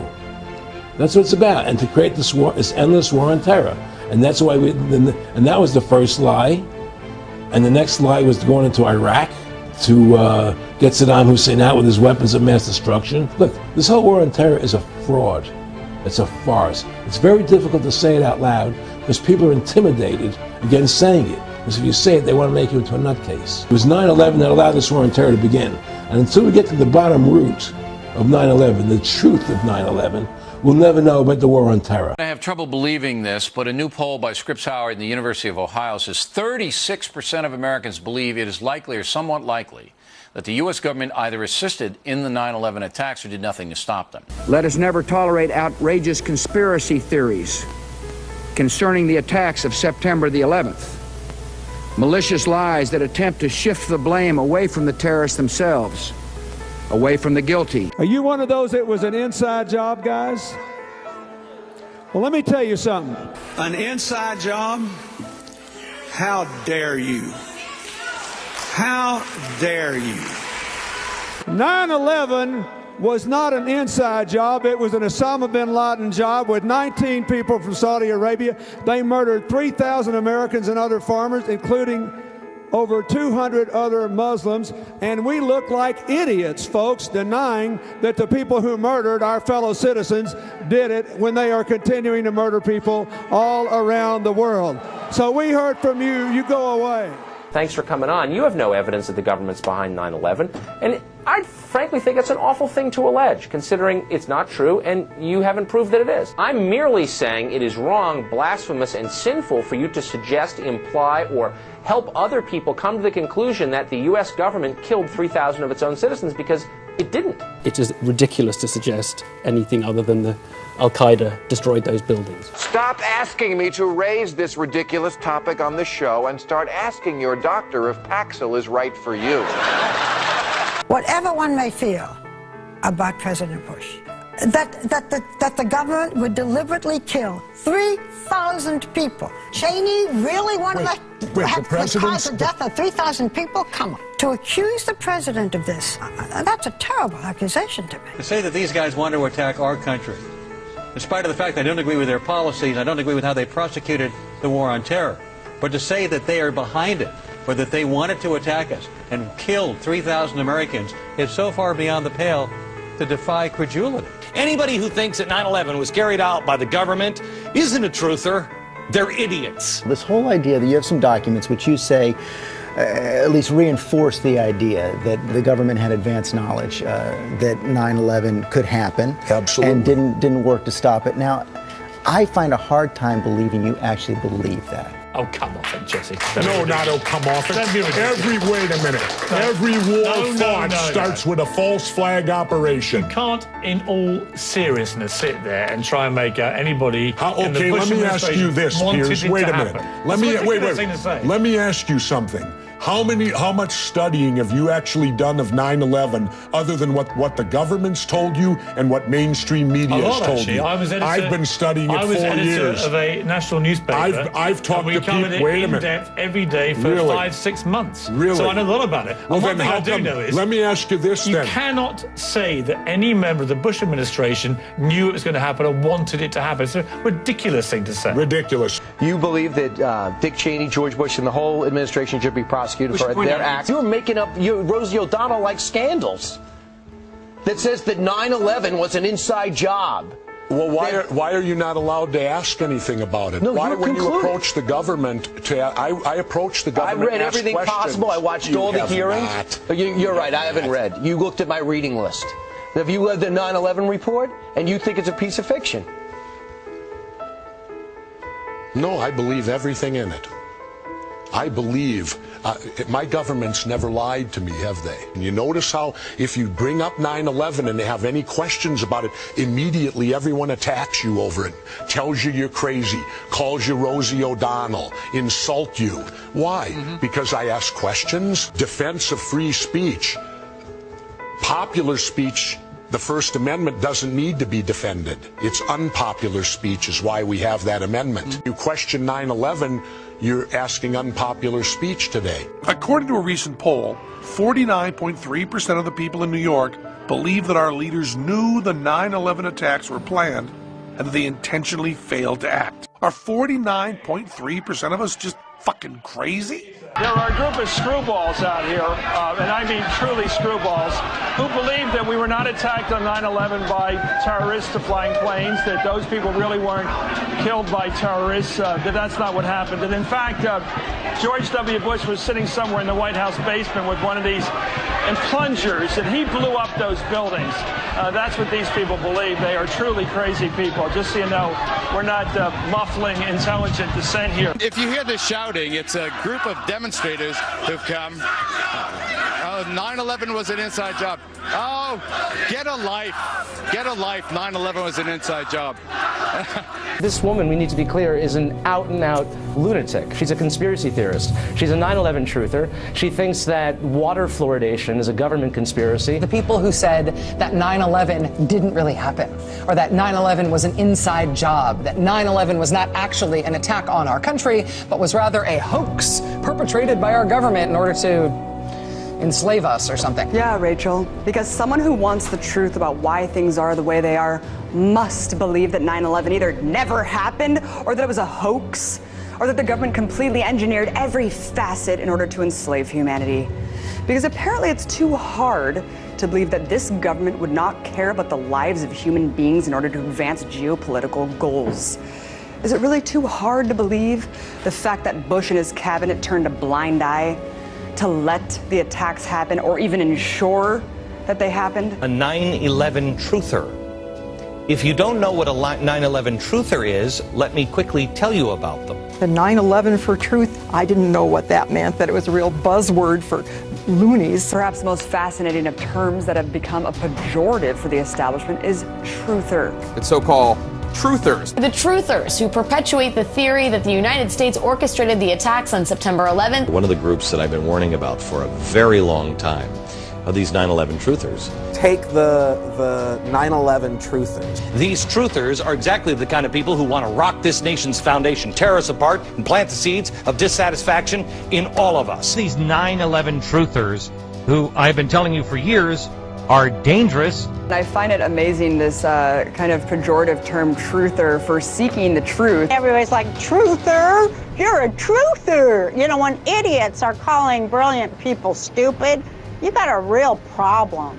If a truther is simply a person that cares about evidence and facts, no matter how ugly or uncomfortable they may be, then maybe that's a label we should all embrace.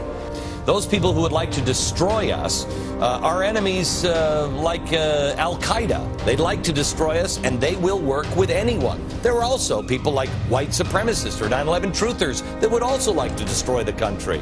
They'll work with anybody they can. You know, it took me about a year to start hating the 9/11 victims' families. I didn't think I could hate victims faster than the 9/11 victims.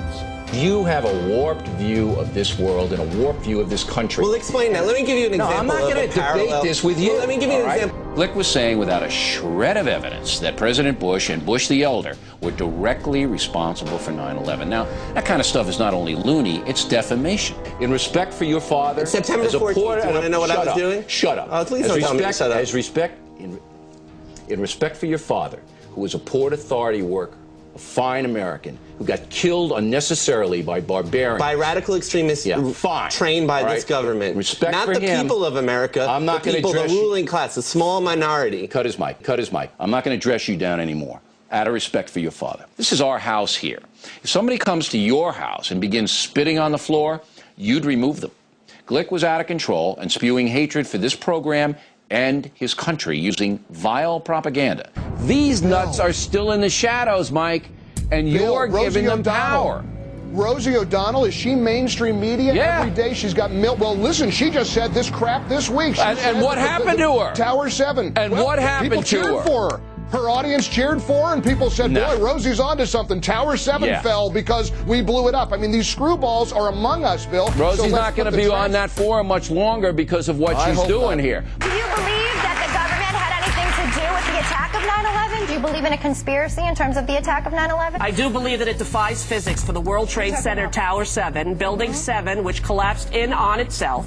It is impossible for a building to fall the way it fell without explosives being involved. World Trade Center 7. World Trader 1 and 2 got hit by planes. 7, miraculously, the first time in history, it is physically impossible. And who do you think is responsible for that? I have no idea. But to say that we don't know that it imploded and it was an implosion and a demolition is beyond ignorant. Look at the films, get a physics expert here from Yale, from Harvard, pick the school. It defies reason. Let's get one. Let's get one, because that I would do it. Is the unthinkable. It is the unthinkable. But imagine if somebody could convince you of that, could prove it to you, Elizabeth. Just 7. I don't think it would happen. More than 1,300 architects and engineers examine the evidence about Building 7's collapse and disagree with the official report issued by the National Institute of Standards and Technology. It was in full free-fall acceleration. That is impossible because in a natural collapse, columns would have to buckle. When columns buckle, there is a minimum resistance. It's asymptotic, if you know what that means. That means it never goes to zero.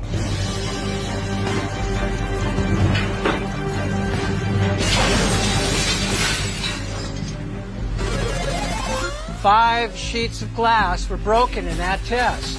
Danielle and Ivan, you guessed correctly, and you each received 1 point.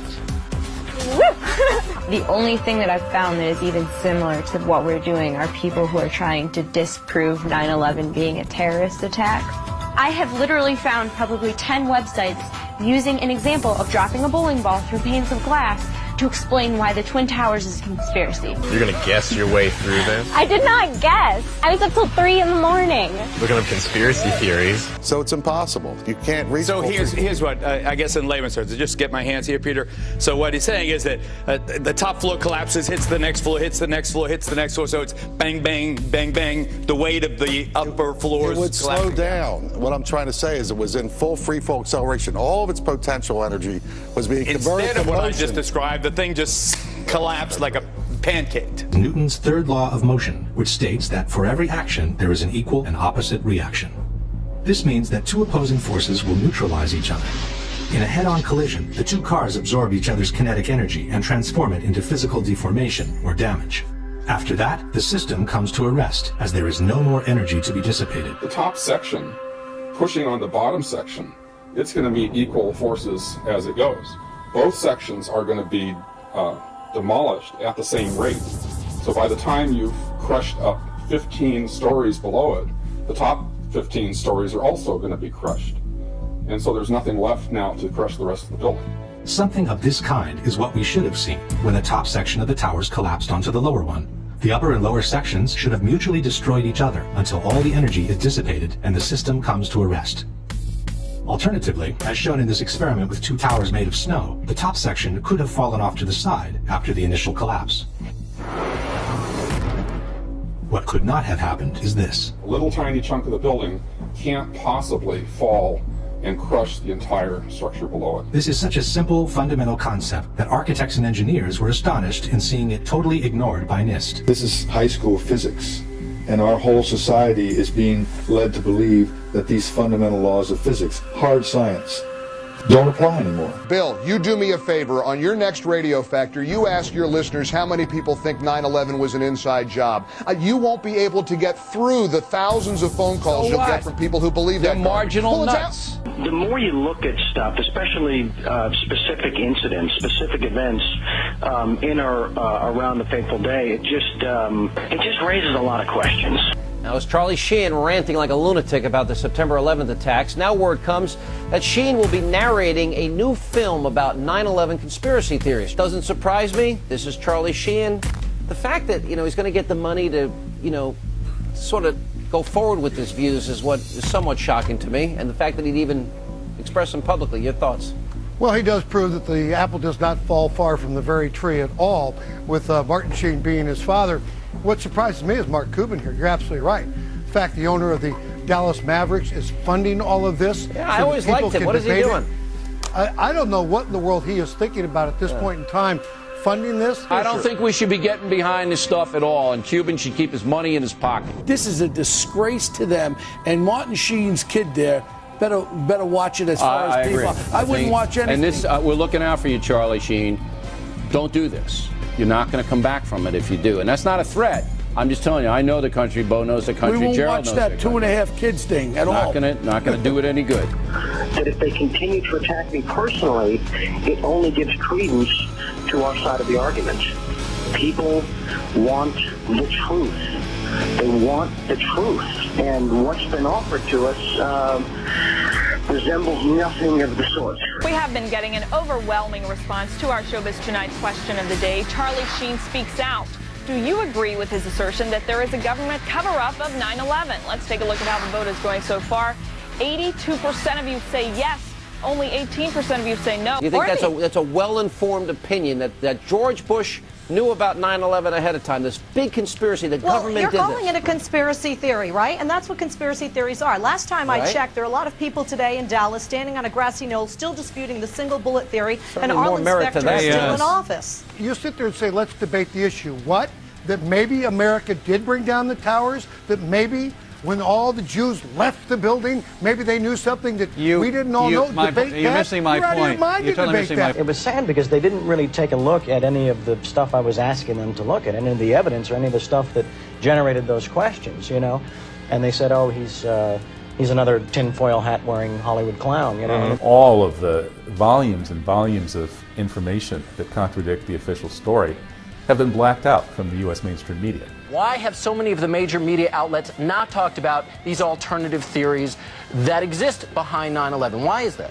Mark Twain said that in the beginning, a patriot is a scarce man, hated and feared and scorned. But in time when his cause succeeds, the timid join him because then it costs nothing to be a patriot. A lot of people don't have the courage that you have, AJ. What do you think they're afraid of that's going to happen to them? They're afraid of being beaten up by the hordes of neocon intimidators who try to go out there with their Gestapo Nazi tactics to try to bludgeon everybody with their blogs and radio shows to shut up. But they've lost power because people have learned that they're a bunch of liars. They lied about the WMDs. They've lied about everything, and now their credibility is totally blown. Is it really that hard now to believe that September 11th? All right, goodbye. Yes, isn't that nutcase? Let us go to... You're a terrible American, Sean Hannity. You're a mainstream media mockingbird, a New World Order shill, and a 9/11 whitewasher. And what happened on 9/11? Why don't you educate us, oh brilliant one? 9/11 was an inside job. On one level, it was purposely allowed to happen as a pretext for the war on terror. On another level, elements within the shadow government helped and made sure it were to happen for a pretext. Why don't you open your eyes? Look at Operation Northwoods, Sean Hannity. Yes, sir. A declassified government plan to commit terrorism in this country by crashing planes and blaming it on a political enemy. Yeah. Yeah. Okay, stop with the music. Let's talk about the issue seriously. George Operation Bush's fault. Northwoods. Why don't you look it up on the internet, Sean? Okay, you know, if it's on the internet, it's got to be true. No, it's a declassified document, Sean, in the National Archives, sir. I know, sir. Yeah, I know. Northwoods. Why don't you substitute the word Let me ask you a question. Iraq, and it's exactly Let me what ask you a happened on question. 9/11. Yeah, but that's not what you called about, is it, Alan? Well, let's talk about a more serious issue, Alan. the fact that 9/11... That 9/11, what, it was imploded by the government, Alan? You got it, my friend. Yeah. Operation Northwoods, declassified plan where our government planned terrorism against this country, Sean. How do you explain that, Sean? I know. I just can't. You know what, George Bush... Because the government's Hang on a completely second. gone... I'm agreeing with George Bush did it. George Bush and Dick Cheney. Sure, they're Skull and Bones. Skull and Bones. Skull and Bones did it. Members. He's a Bilderberg pawn. He's an Illuminati member. Yeah. Absolutely. Goodbye. There is a group that's sending letters to our troops in Iraq and DVDs claiming 9/11 was an inside job. Oh, yeah. Yeah. And that they should rethink why they're fighting. They ought to take these... Excuse me, folks. I'm going to say this. We ought to find the people who are doing this, take them out, and shoot them. Really. Just find the people who are sending those letters to our troops to demoralize our troops and do what they're doing. You take them out. They are traitors to this country, and shoot them. You have a problem with that? Deal with it. But anybody who would do that doesn't deserve to live. You shoot them. You call them traitors. That's what they are. And you shoot them dead. I'll pay for the bullet. Mark Dice, the founder of The Resistance, which he calls a media watchdog group, says that the U.S. government was responsible for the September 11th terrorist attacks and that the armed forces should know it. I think that it's very beneficial that we inform them as to the true circumstances that got them in the situation that they're in. I think that if they're able to make better decisions based on the facts, and they can decide to direct their lives and their careers and the positions and the direction that they want to go, I think feeding them a constant stream of propaganda is one of the most detrimental things to them and to our service. I don't even want to dignify this with a response, really. I mean, I don't think they're going to want to take the time to open mail from some fringe political sect. They're too busy winning this war in Iraq. They're too busy decimating Al-Qaeda. Why in the world would they care what you and a couple of other kooks in Southern California send them in the mail? They don't. These letters will end up in the toilet or on the firing range. They don't care about it. The only reason you could say what you're saying right now is because Marines for generations have been willing to fight for people like you to say outrageous things like you're saying, like 9/11 was an inside job. How about you take Mark Dice out and put him in the middle of the firing range? Tie him to a post, don't blindfold him, let it rip and have some fun with Mark Dice. These people are just, folks, I'm telling you, outrageous. Instead of immediately investigating the monumental failure in government, the Bush administration opposed any probe into the attacks for well over a year until mounting pressure from the victims' family members forced the issue to be addressed. President Bush signed legislation today creating an independent commission to investigate the September 11th attack on America. The president named a supporter, Dr. Henry Kissinger, Secretary of State in the Nixon and Ford administrations, to head the panel. He has a penchant for secrecy, which is not what's needed here. Several family members approached Kissinger and requested a meeting at his office in New York. Prior to the meeting, Kristen Breitweiser conducted a thorough investigation of Kissinger's potential conflicts of interest. Lori asked some very pointed questions. Would you have any Saudi American clients that you would like to tell us about? And he was very uncomfortable, kind of twisting and turning on the couch. And then she asked whether he had any clients by the name of Bin Laden. And he just about fell off his couch. Former Secretary of State Henry Kissinger stepped down from the position Friday. Will you testify before the commission? This commission? You know, I don't testify. I mean, I'd be glad to visit with them. And even the president and vice president agreed to meet with the commission, but with a catch. They insisted on meeting together behind closed doors and not under oath. Mr. President, why are you and the Vice President insisting on appearing together before the 9/11 Commission? Because the 9/11 Commission wants to ask us questions. That's why we're meeting, and I look forward to meeting with them and answering their questions. Why you're appearing together rather than separately, which was their request? Because it's a good chance for both of us to answer questions that the 9/11 Commission is looking forward to asking us, and I'm looking forward to answering them. Let's see. We have to have one story. So I'll say part, and if I get it wrong, hedge a little bit and give me the next. I want to thank the chairman and vice chairman for giving us a chance to share views on different subjects. And they had a lot of good questions. And I'm glad I did it. I'm glad I took the time. What topic did the commissioners want to spend most of the time on? Probably best that I not go into the details of the conversation. The president and vice president of the United States, don't you think they should be able to stand up and speak their own words? They should go under oath. They should be, in public. Don't you think that the families deserve to have a transcript or to be able to see what you Adam, said? you asked me that question yesterday. I got the same answer, yeah. Since when do you bring in witnesses that don't have to testify in open, where they're brought into closed-door rooms and allowed to testify together? I know you said there'll be a time for politics, but you've also said you wanted to change the tone of Washington.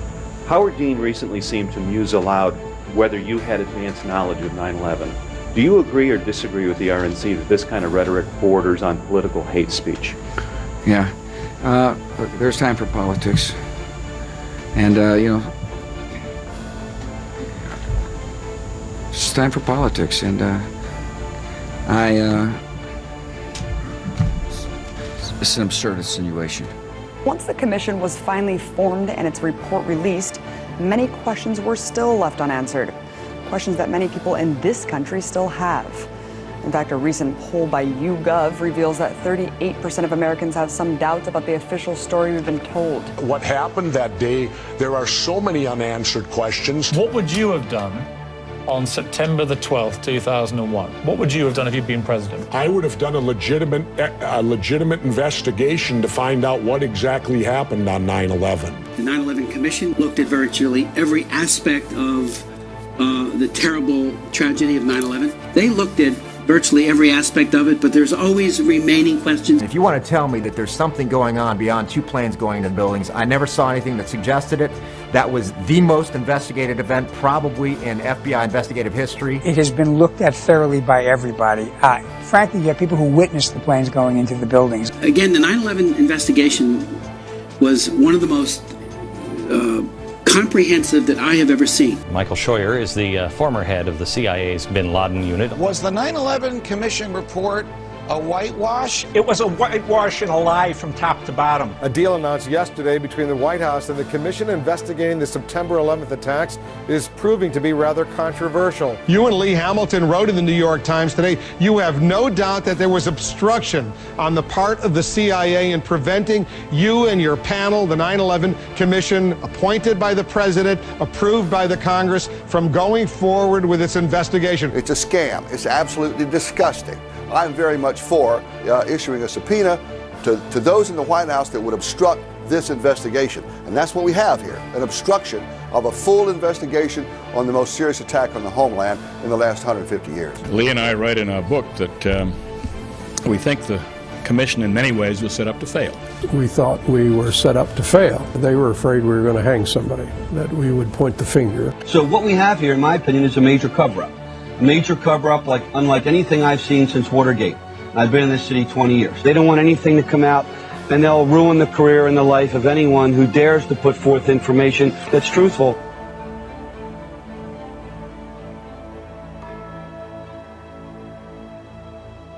This is an attempt to prevent the American people from knowing the facts about how we could have prevented 9/11, and people are covering it up today. And we can't let it stand. So there's nothing reputable about that commission report. It's a piece of fiction. It should be discarded. It's omissions and lies. We are more than a decade after the tragedy of 9/11. Why do these truthers have such staying power? I want truth. I've been lied to. I mean, it's beyond a reasonable doubt that the 9/11 Commission did not tell this story. The family members of the people who died on 9/11, the first responders, the survivors, these people are demanding accountability. They want to know why their loved ones died. We don't just need transparency, we also need justice. The many people in New York who suffered and people all around the world who suffered from 9/11, need the truth in order to achieve closure. These kinds of theories are unusually resistant to correction. The 9/11 conspiracies have stood up to the facts disproving them. The 9/11 conspiracies have not gone away. We just want people to understand there's FBI whistleblowers, there's people within this government, there's patriots, there's citizens, family members, rescue workers, survivors of 9/11 that want their questions answered. We demand truth from our government, which we have not been getting. American people deserve to know the truth about what happened to their nation on 9/11. In every single major respect, we have proven the government's report is false. Will this 9/11 conspiracy theory become like the Kennedy assassination, analyzed for generations as an unsolved mystery? I think 20 years from now, people will look at 9/11 the way we look at the assassination of JFK today.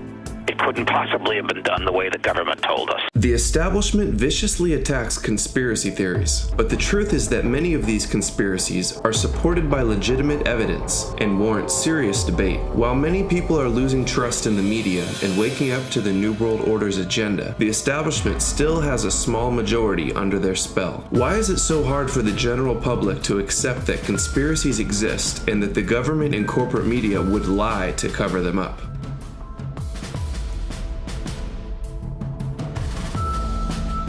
You have to understand, most of these people are not ready to be unplugged.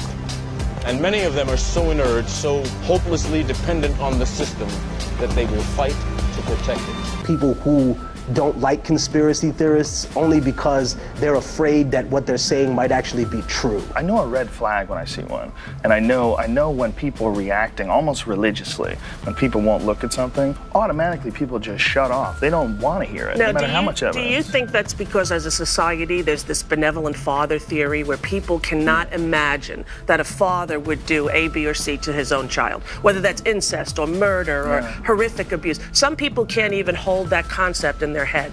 Yeah. If you're a person who can't, it's impossible to have a conversation about not believing the official story. Thinking that we're above such things, that it could happen in other countries, but it couldn't happen here, that's a lack of humility, and that's excessive pride. And so not being able to see our dark side or our weaknesses is the most dangerous thing. It's difficult for people to comprehend and accept conspiracy theories because of fundamental aspects of psychology and sociology. The left cerebral hemisphere is largely responsible for creating a coherent belief system in order to maintain a sense of continuity towards our lives. New experiences get folded into the pre-existing belief system. When they don't fit, they are simply denied. Counterbalancing this is the right cerebral hemisphere, which has the opposite tendency. Whereas the left hemisphere tries to preserve the model, the right hemisphere is constantly challenging the status quo. When the discrepant anomalies become too large, the right hemisphere forces a revision in our worldview.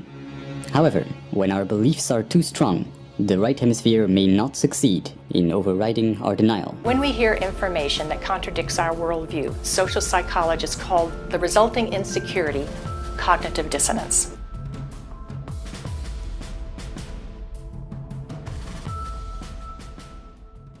Specific neurons and neurotransmitters, such as norepinephrine, trigger a defensive state when we feel that our thoughts have to be protected from the influence of others.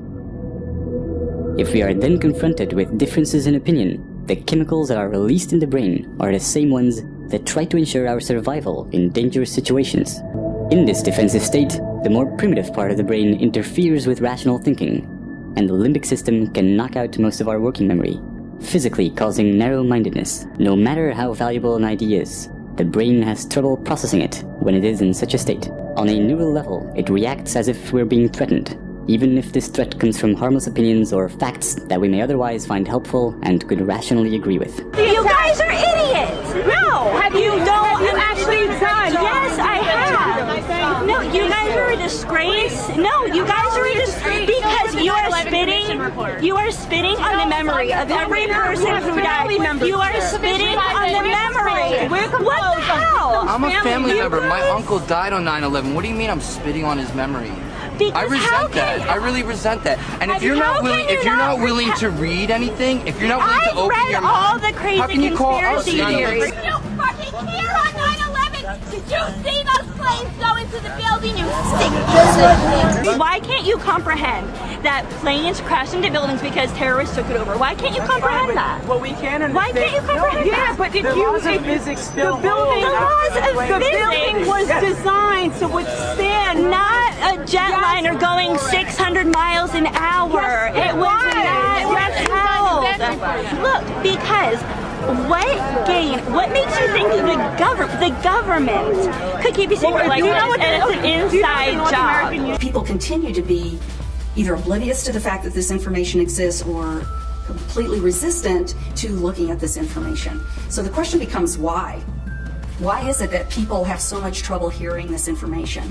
From my work, I think we would be remiss not to look at the impact of trauma. Yeah, I was. I saw what are you doing about it? I saw people die. They're dying now. They're dying now. You're a disgrace because you don't know anything. You're a disgrace. You're a disgrace. Go home and watch a reality TV. Go back to sleep. You're a hero, aren't you? Stop.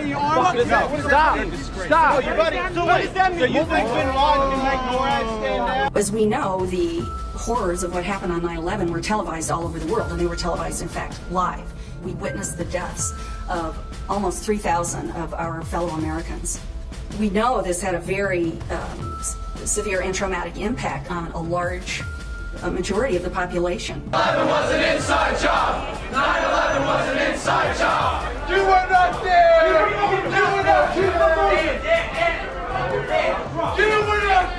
9/11 was a psychological warfare operation. It's an example of trauma-based mind control. This is a kind of mind control developed by the CIA and other intelligence agencies that inflicts massive trauma on people and uses that trauma to essentially control their psyche. And 9/11 traumatized the American people so badly that most people just don't want to go there. It takes a certain kind of courage and a fearless desire for truth. Social psychology often looks at the basic human need to fit in and calls this the normative social influence. Most people want to belong to their peer group. They want to be the same as everyone else when it comes to opinions. In fact, they judge their own personal sanity by bouncing ideas off their neighbors and friends who will answer back and agree on these same topics. People are afraid of being ostracized, they're afraid of being alienated, they're afraid of being shunned, they're afraid of their lives being inconvenienced, they'd have to change their lives, they're afraid of being confused, they're afraid of psychological deterioration. To begin to accept the possibility that the government was involved is like opening Pandora's box. If you open the lid and peek in a little bit, it's going to challenge some of your fundamental beliefs about the world. When we grow up, our moral and ethical compass is almost entirely forged by our environment, so our actions are often a result of the validation we get from society. It doesn't matter if the topics or what you're given are facts or utter nonsense, as long as everyone agrees at the same time. You'll say, well, I'm sane. And your friends will all agree because they've had the same information given to them. The human mind is like a computer. No matter how efficient it may be, its reliability is only as great as the information fed into it. If it is possible to control the input of the human mind, then no matter how intelligent a person may be, it's entirely possible to program what he will think. And yes, it's even possible to program people to laugh at the mere mention of the word conspiracy. Controlling the media is the key to all of it, because if you control the media, you control the minds. All you have to do is keep giving them new updates every so often, and you can change an entire country or a nation or a block of nations who are all getting the same upgrades at the same time along certain paths. You've grown up with this father figure who's on television every night at 6 o'clock. In your house, in your room, staring right at you, and he's a father figure. Would he tell you a lie? So you naturally never suspect him.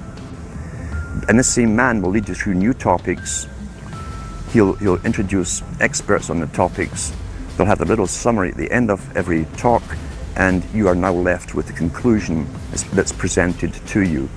You don't arrive at it.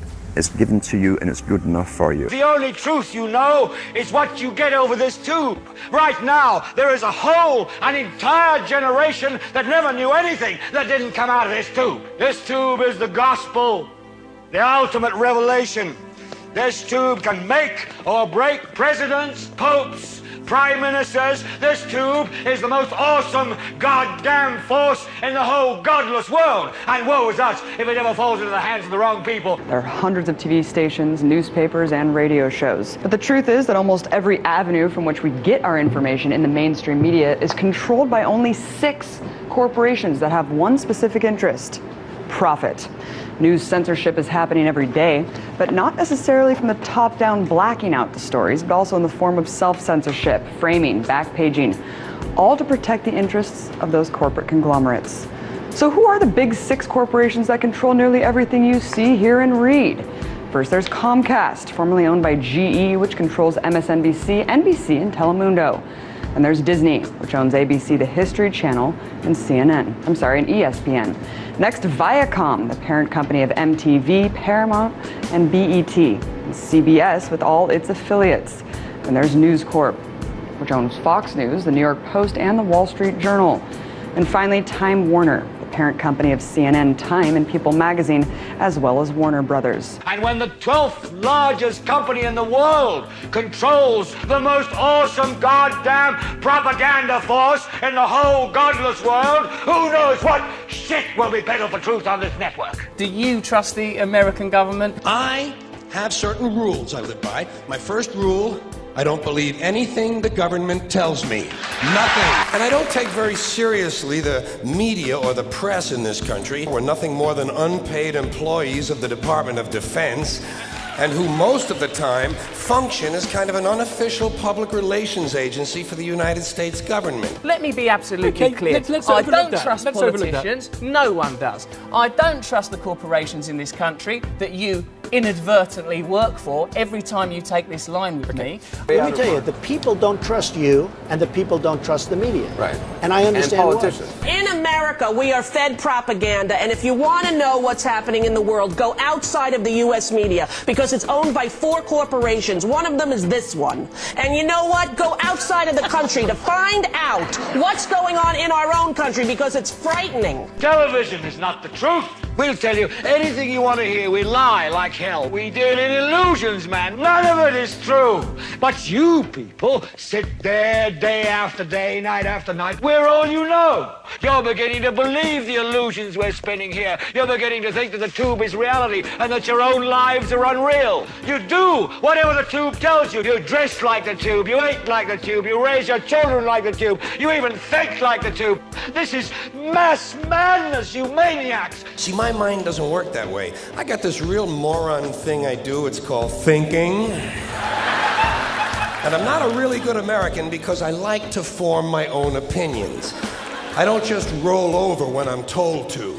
Sad to say, most Americans just roll over on command. Not me. Not me. I think it's interesting that at this time where we have so little trust in our political figures, where ordinary people have so little trust in their media, that we have to remain open-minded to any kind of possibility. I see no rational, objective discussion going on anywhere in the country. People wish to be bubbleheads. They wish to nod their head in agreement with whoever is in charge. They're too afraid to challenge authority. So that takes care of at least a majority of people.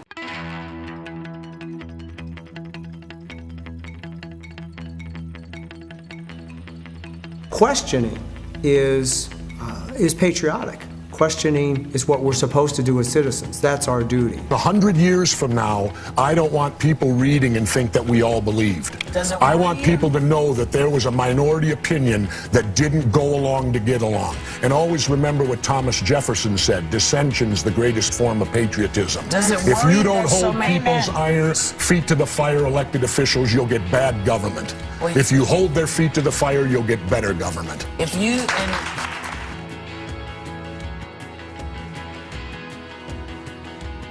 You make some very sensible points, and you make some crackpot points. That's your opinion? Yes. How many people here think I make crackpot points? Yeah. 1. How many think I make sensible points? You're in a minority, my good friend. You're the minority. Intelligence looks like insanity to drooling imbeciles. Democracy is threatened in a way it hasn't been in 200 years, and if America doesn't stand up, we're in big trouble. People better show up, start reading, stop being bought off. If you only have an hour a day, read something intelligent. Read several sources. Educate yourself. Find out what's going on. Don't stay asleep or go deeper into the mind control, because it will get worse for you. If you're looking to the mainstream media to give you information, you're getting what these secret societies like the Bilderberg and the Trilateral and the Council on Foreign Relations want you to know, so that you support them and you don't fight against it. One thing that has become important for me personally is to educate myself, is to take responsibility. There's that wonderful quote from Mahatma Gandhi where he said that we must be the change that we wish to see in the world. You're not a conspiracy theorist if you just look at the newspaper and you said, I read this in Newsweek, I read this in, the New York Times and so forth, and I want answers. Some conspiracy theories have turned out to be true after all. The great Gore Vidal, he said he was not a conspiracy theorist, he was a conspiracy analyst. And he said there will come a day, if it's not already here, where it will be an article of faith that there are no conspiracy theories. They would call me a conspiracy theorist. Now nobody's laughing. You can't just call us conspiracy theorists anymore and have us just shut up. And the conspiracy theory labels being replaced with, wow, these people are informed. So it's now a badge of honor. It doesn't throw the public off that the so-called authority figures of dinosaur media and corrupt government tell you, oh, don't listen to them. They're conspiracy theorists. We must expose the conspiracy to public view. If somehow every American could be made aware of the facts, if it were possible to circumvent the establishment's channels of mass communication and carry this message person to person to our friends and neighbors, the conspiracy would collapse like a house of cards.